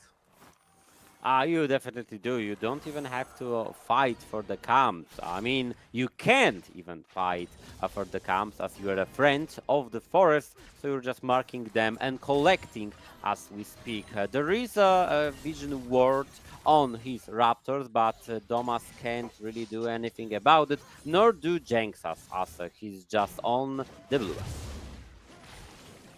Getting to level 3, and he will. Nice. That's good. That's definitely good. Level 3 Yangsa's, and now, I mean, there's a lot of possibilities. He can try to gank mid lane. Obviously, that's gonna be quite tough because it's LeBlanc. Bot lane, but that's only with the dive, and obviously top lane, that would be, I think, his main... That should be his main concern, so I'm curious to see where Yangsa's decides to go. So far, a little bit of a, I would say, safe early game. Quite interested to see what Lodis USA decides to do.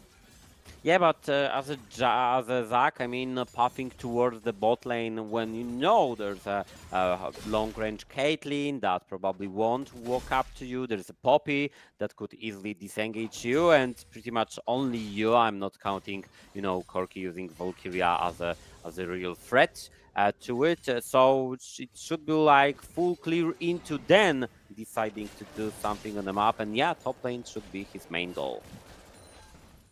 Absolutely should be, and we will see how Caitlyn does, because so far she's... I mean, I believe Matty USA LODIS are the only team that plays her so heavily. I like it. Oh my god, I think he's gonna jump out, but maybe he's gonna jump out of Summoner's Rift! So far, he was able to even survive that. Okay, so that's not gonna be the first blood. And shows up as well. And that's gonna be it. Yep, that's gonna be it from this situation. Even though it looked dangerous, it turned out to be nothing but just a regular gank without any summoners being used. Correction, one summoner, because Domas needed to use his teleport to quickly come back to lane. Yeah, but we are expecting Domoles to do the same, obviously, as he is just a LeBlanc. And Matty USA LODIS so far just utilizing the strength that they have on the bottom lane. And I expect them to be looking for the fight soon, since they have a flash. Since they have flashes and heal plus ignite. So obviously that's a fight that would be quite interesting to see. Yep, just looking at the top lane right now as Ketim is coming into this direction, but it just looks like, as you know, trying to clear the vision and not force that much, as even pretty much don't have many tools to gank Renekton. I mean, Slice and Dice should be all he needs to be safe.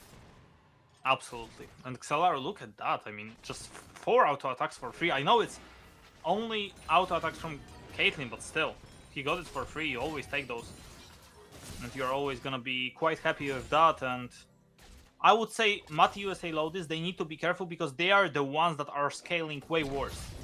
Their main strength is about to be mid game, like the bottom end of the early game, and yeah, so far they need to find the advantages, and so far they weren't able to find nothing. But slowly but surely, I expect they will.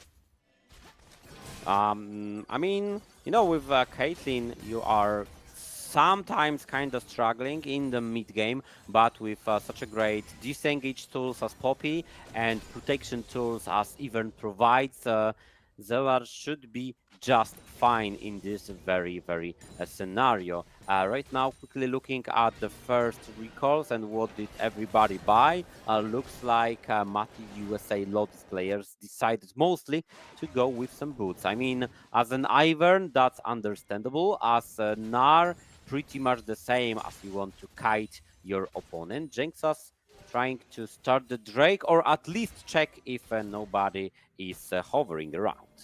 But it looks like Matty USA LODIS are interested in the Drake. They definitely would be, but they need priority first. So what they are gonna do is they are gonna push the mid lane, bottom lane very hard, and Truth is very low on health.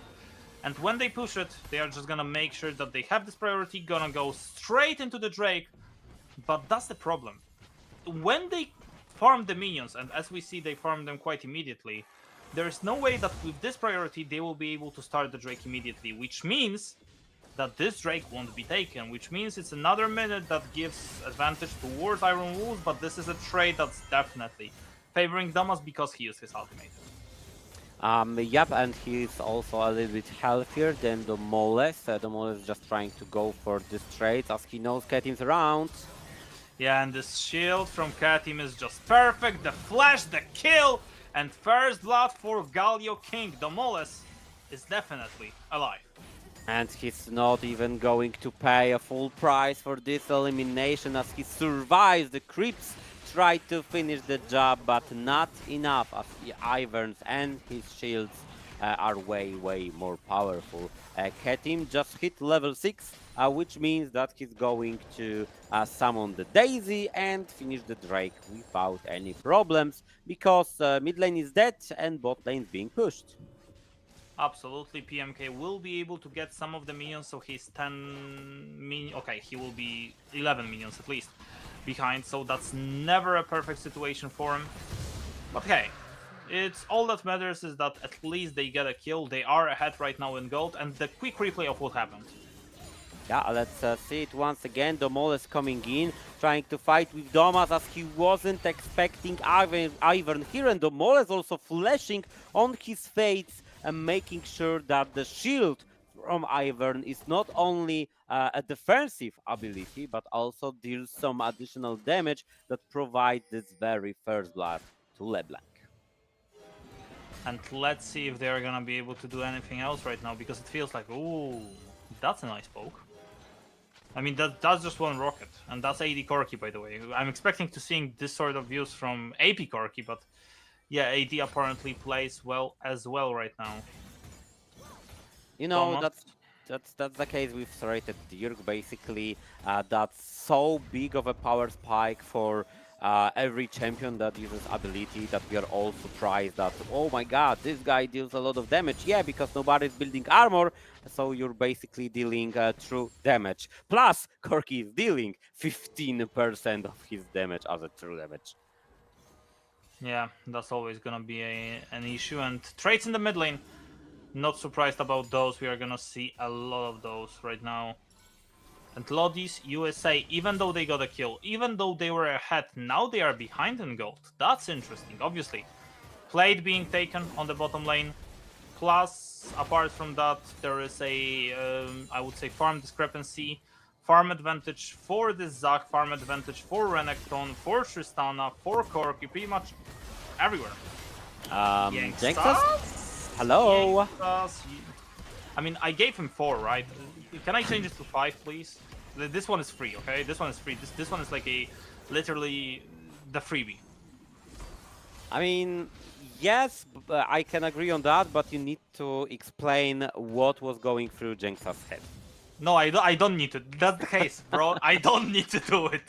Like, you cannot speak about things that you don't understand, because like it says, you don't understand them, and that's the case in this case scenario. Like, I have no clue what was going through his head. Like, apparently he thought he has enough damage to kill him. Clearly he wasn't expect Ivern to be there, and he paid the price. That's basically long story short. For me, it just feels like, I don't know, trying to stop the recall in some weird way, diving the tower, or maybe you were right, maybe he thought that he had enough damage. With Flash, he could extend, you know, the bounces of his ultimate or something like that. But it was weird and it was free, and Domoles is happy that it happened. Oh, he's definitely happy, and look at that Ants right now being stopped as well. I mean, I saw it once before, trying to catch Domoles, but he is just playing with his foot, he is just playing for fun. Ants is also giving more time for them to get to him. The ultimate is gonna be there, the ignite is gonna be there, and obviously Domoles is gonna be there, but there is no way Poppy needs his help. It's another kill for him. 3, 0, and 1. Like, okay, walk me through it. Majutek, explain to me, what's the thought process? It was clearly miscommunication. I mean, Jinxas wanted to go in and his teammate didn't. I mean, his teammate was in base, as you see right now in the minimap. He was in base, literally. So yeah, not the best situation. And here, Domoles just enjoying his life, just enjoying what's happening, and yeah, getting the first kill, then playing around, trying to use distortion, also being able to survive, and yeah, just playing it very, very smart. Yep, trying to get the second one from this situation, but the last tick of Ignite saves, seals the deal. Alright, camera on the top lane, we didn't talk much about it, but I want to say one thing. Gnar was picked into Renekton. Gnar was probably meant to be an answer to this, but it's not the best of an answer. At least it's not played out the way PMK thought it would. Yeah, this Gnar is not doing a lot, but we need to remember he's also gonna be a little bit stronger with the time being. Wow, Moonstone first for Katim? Really, you prefer Moonstone over Redemption? I mean, I'm quite surprised, and I don't think I like it. I think that Redemption gives you just so much health in the fights that you're gonna need to take, especially in 10 seconds, for example, that I feel like Moonstone is not giving you that much as you would like. So, in my opinion, that's a mistake. We will see if they pay for it. Yeah, we shall see, but we won't see a fight around the Drake, as Jinxas is basically taking the golems from the northern side of the rift, giving up on this objective, so Katim and his team could easily go for the second Drake, but PMK might be in danger. I mean, he does have a flash, he's gonna use it instantly, he's gonna run away. Is he gonna be able to? Arnax is almost in range! Oh no, he moved to the left! If he didn't move to the left, there was a chance. Jinxas, what's that ultimate, bro? Oh no. I mean, maybe he thought that it's gonna speed him up and he's gonna get him, but he got most of the minions that Arnax wanted. But yeah, that's just so weird. Like, I don't think I like it. I do not like it, I can tell you that. I mean, giving up on the Drake, yeah, that's probably the smart way, as LeBlanc is really, really strong currently, so you don't want to mess with her. But this dive could have been played just slightly better. I mean, the fact that PMK went to the left, as you mentioned, and got stunned was a mistake itself. That opened some kind of opportunity for the Wolves team, but it didn't play out as they intended. Maybe this time, Jenksas, you are missing those constantly.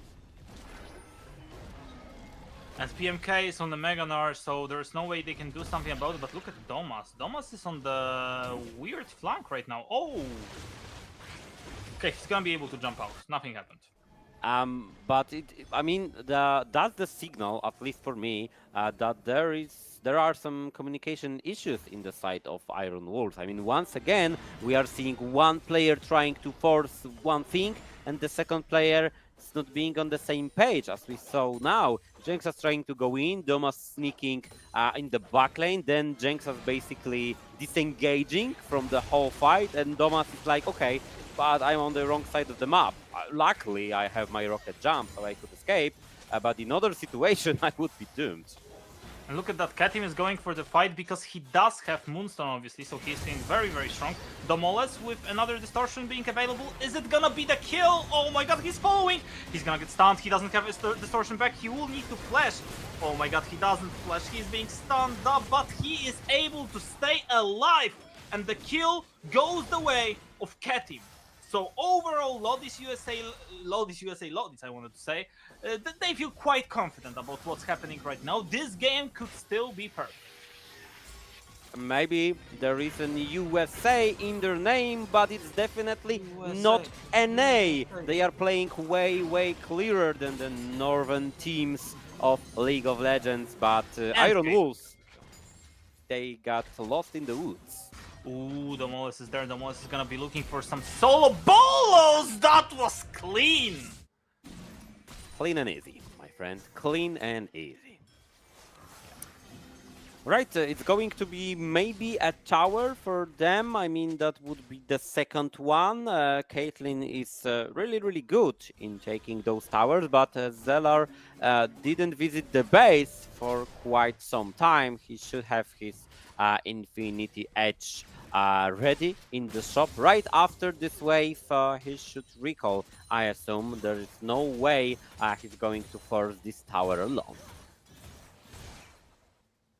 So far, 2 Drakes being taken, and I must say, we've definitely didn't see a lot in the games today, but now it's going to change. You said there are some signals that maybe there's communication issues on the side of Iron Wolves. I don't think there are signals of that. I think there is Sigma, and it's on the side of Lodis USA and Domoles. 4-0 and 1, 2 items completed, Crypt Bloom already in 17 minutes. So every single time he goes for the fight, he's gonna be feeling very, very strong. I'm not even gonna say anything about it because obviously PMK just survives, and yeah, we can keep going. But we should say something about Arnax on the other side of the map, because he's not surviving this. Yeah, most likely he's dead. Domoles will get another kill. Crypt Bloom applied, and yeah, Lodis USA just having some fun, but Domas, he could be able to take the mid lane tower, or he won't, because he's 1v tower, I would say. And he's losing those fights. Oh, we're having a replay of the support fights. I don't know and why and how did you think it's going to work out, but shout out to you. Shout out to you, yes, basically. But I would say that's a perfect summary of what happened. Shout out to Ants.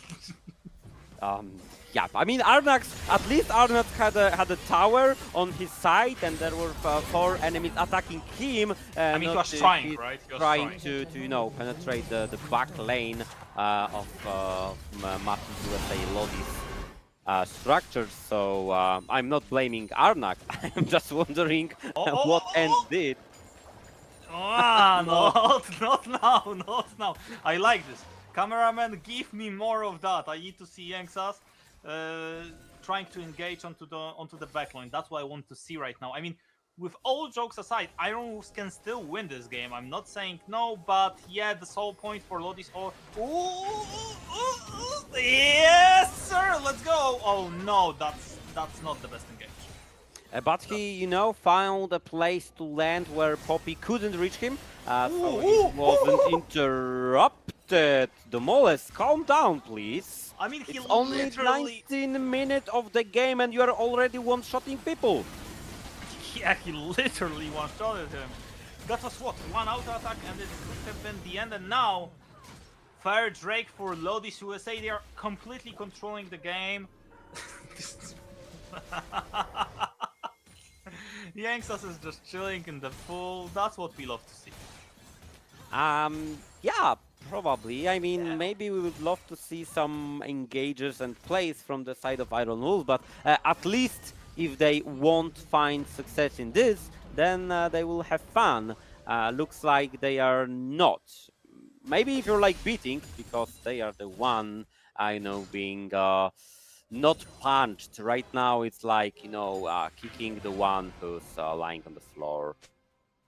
Yeah, so far it looks like it, but we need to remember, Majutek. I know. It's there's still a lot of time in this game, and they can try to play around it. They still scale very, very good. They scale very good into the late game, and I think like if Lodis USA makes a mistake, which clearly looking at this game they are not making at all, that could be a problem. But Domoles is just 1v2ing. He's just being so confident, and you know what's the funniest stuff about that? He's just about to complete a Rabadon soon, plus he has a redemption on top of him from Ketim. So, I mean, how are you even supposed to kill him?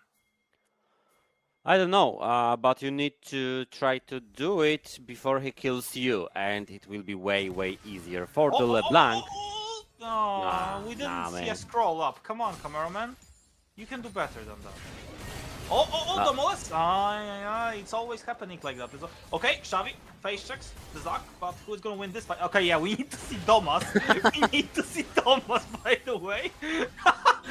What was that? Okay, I mean, Lodis USA definitely feeling very confident right now, as they should, and for the second I thought Poppy is just about to, you know what? I'm gonna start the Nash, but yeah, she's not gonna do it, fortunately.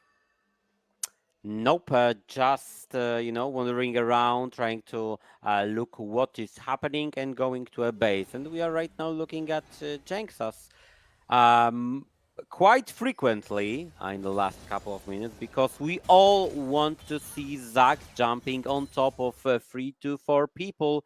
That would be the way for Iron Wolves to try and look to find maybe not a one team fight, you know, maybe not something spectacular, but they are lacking definitely one thing, and that's an elimination.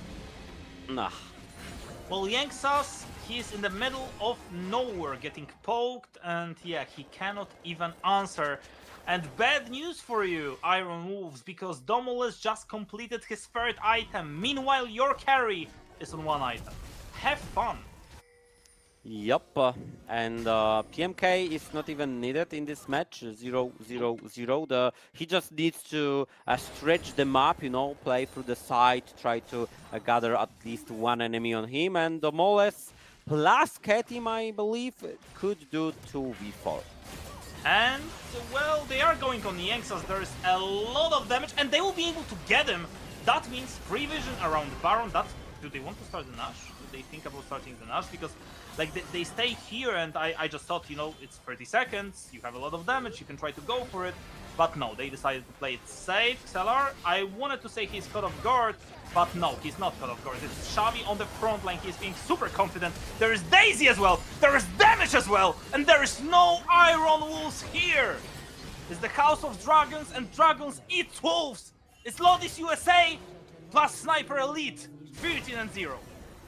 Yep, that's basically it, Kasper. You explained it perfectly. That's one team playing and the other team getting the beating. No, they are spectating. They are spectating Yanksas trying to jump on the enemies. You know, it's not Ukano scrolling up, it's them scrolling up just to you know, let us know, guys, help, blink twice if you want to help. No way. I thought for a second, by the way, that I thought the same for a fraction of a second, yeah, but I'm pretty sure you cannot press smite while in the portal, but you can do so while, you know, being in the air, jumping as a Zac, so... Yeah, you can, but Yengsa so far, I said he's gonna die 4 times, so far my prediction is being close to being right, so I'm quite happy about that. That's a good job. But Yengsas, he can still kill someone. I mean, we didn't talk about it. Do you give him a chance to kill someone, Majutek, or you think it's not gonna happen? 1 assist tops, and the elimination will go towards Korotkiy. Oh, why are you like that, huh? Why are you like that? I'm just... Are we seeing the same game, Kasper? Well, I think we are. I think we are. It's Domas getting literally steamrolled by PMK. Okay, PMK is just gonna go into the mini, just kill him. Yanksas! Oh, Yanksas! Hello! He's dead. Okay. For the 4th time, actually, so... I mean, yeah, but I thought the 4th time is gonna be the last time. It's not gonna be the last time, Majutek, let's be honest about that.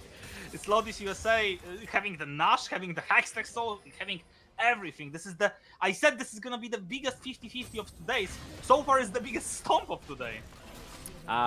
Usually we are naming perfect games the games where you don't die and don't lose any Drake nor tower. Do we count this game as perfect if nobody from the side of Lodis dies? Yeah, I think so, because even though they lost the void drops, it's still like it didn't matter in the end if they don't take any towers. So I mean, they game took a couple of towers, but still. I mean, okay, we can say it's nearly perfect. Definitely all right. Nearly perfect. I would say that it works. PMK versus Armax. Wait, how does PMK work? Okay. Oh, that was actually really close into getting at least 1 elimination, but it's no lucky day for you, Arnax, and your teammates. Luck has abandoned you. Yeah, it definitely has, and Domo is looking for the 4th item right now, slowly building towards it. Just not, What's not it going to be? Yeah, I mean, he has a lot of options, right? He can always distortion forward, poke Yanksas a little bit if he wants to. But his team, in the meantime, is gonna open up a base. Xavi is super tanky, by the way.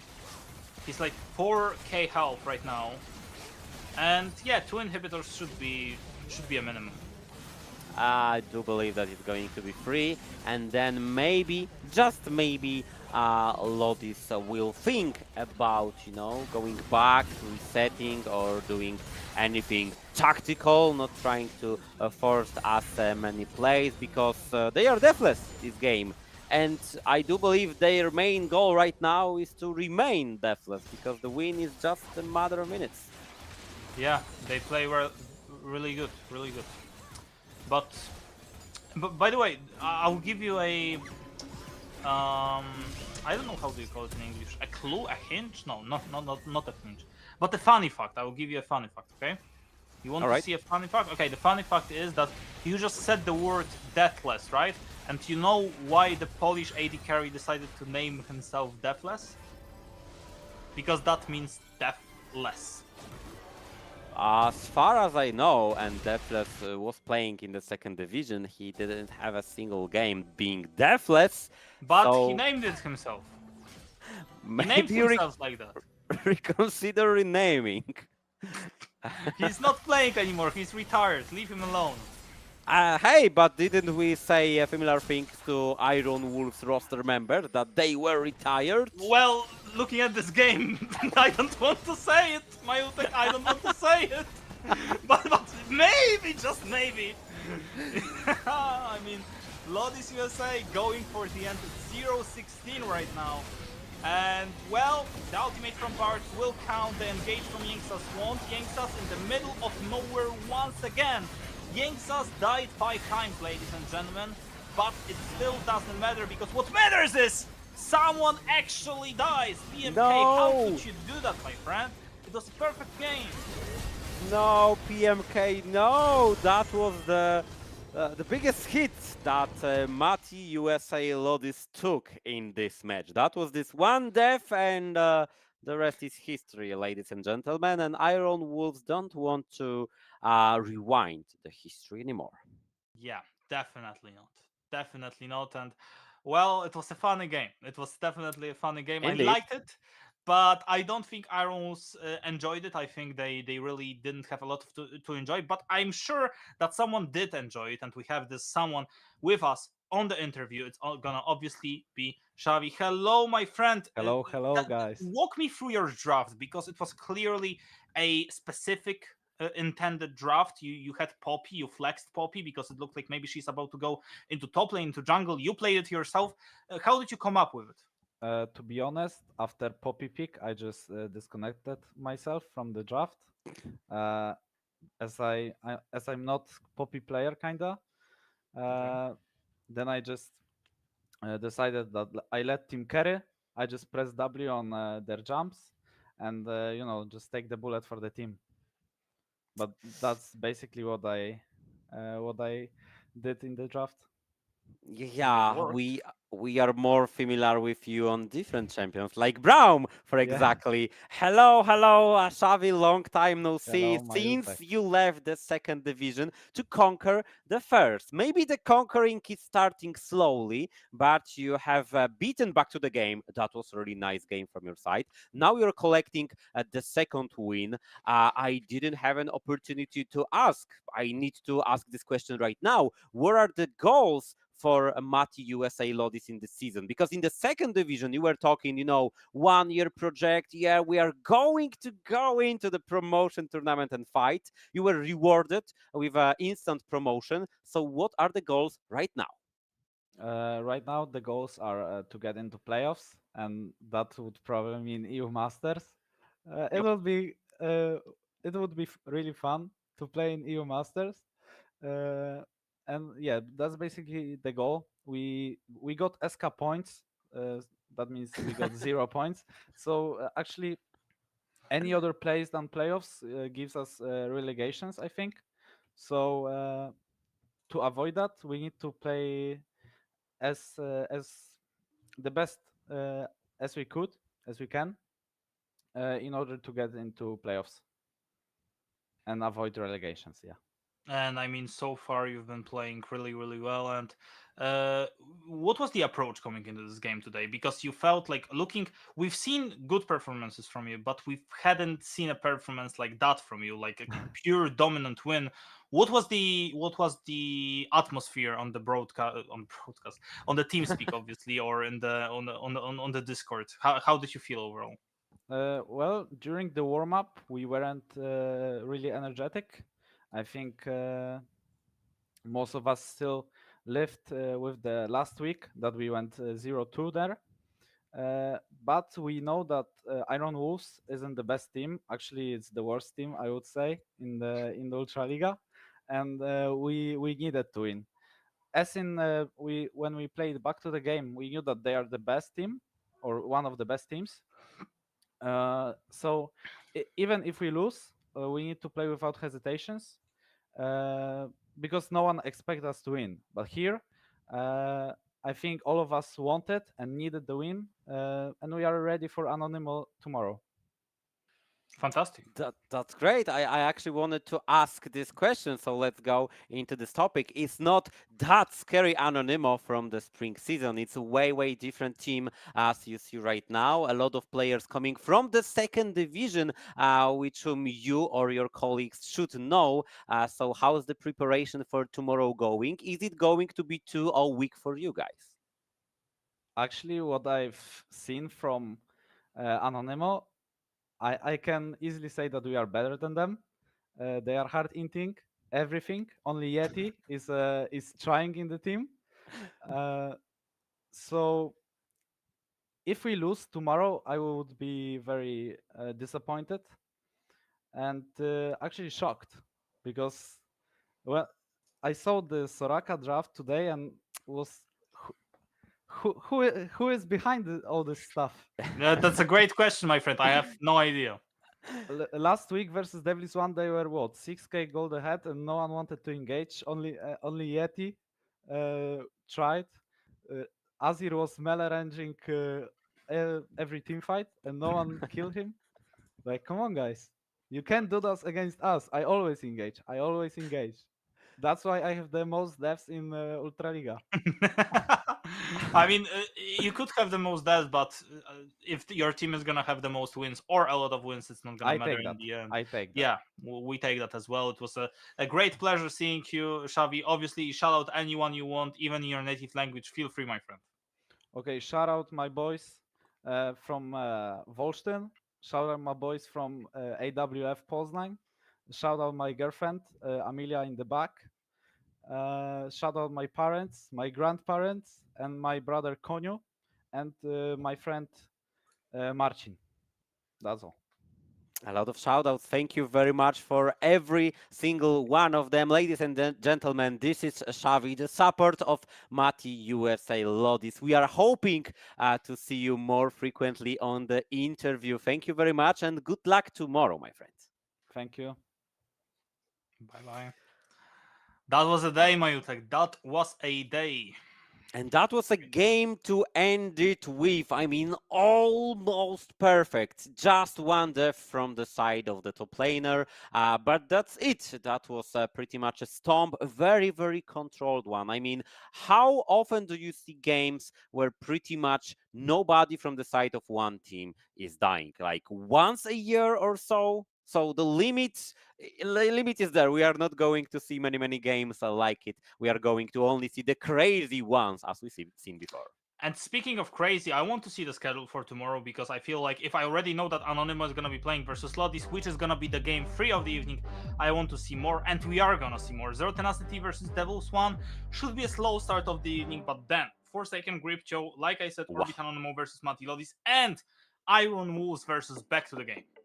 Yeah, the second match is actually looking quite good for me. I mean, yeah, it's Forsaken, the unbeaten team that should win over Gripchocraft, but Gripchocraft has its moments, so there could be a surprise. I might think through my predictions for tomorrow, but other than that, yeah, the third match of the day, Orbit Anonymo facing Matty USA LODIS. As I mentioned before, both teams, you know, trying to pick up some players from the first, from the second division, trying to build around it. It might be once again an even matchup of those two teams.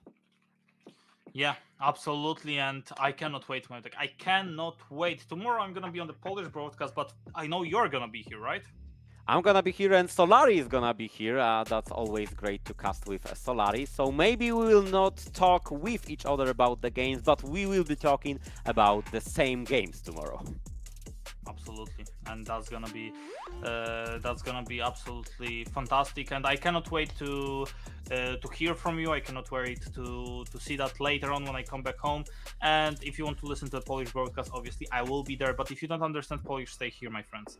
It's also good. It's good being in the Polish broadcast, and it's good being in the English broadcast as well. Both are very good, especially with the games that we had today.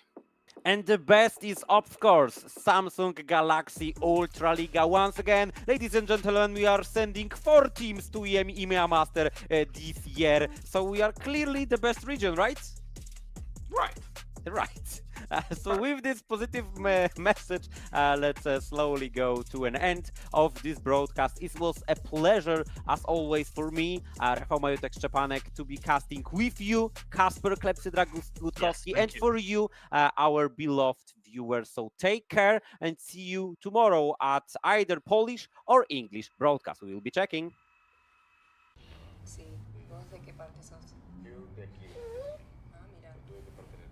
del norte.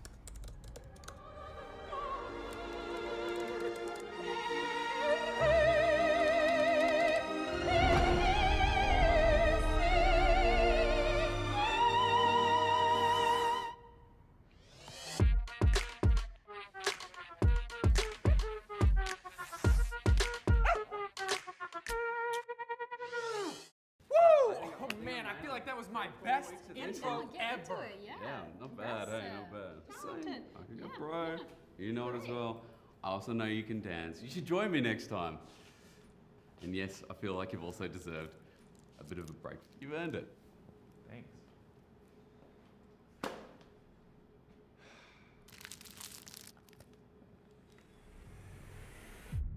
Even the biggest champ needs a break. Good job. Hey, thank you.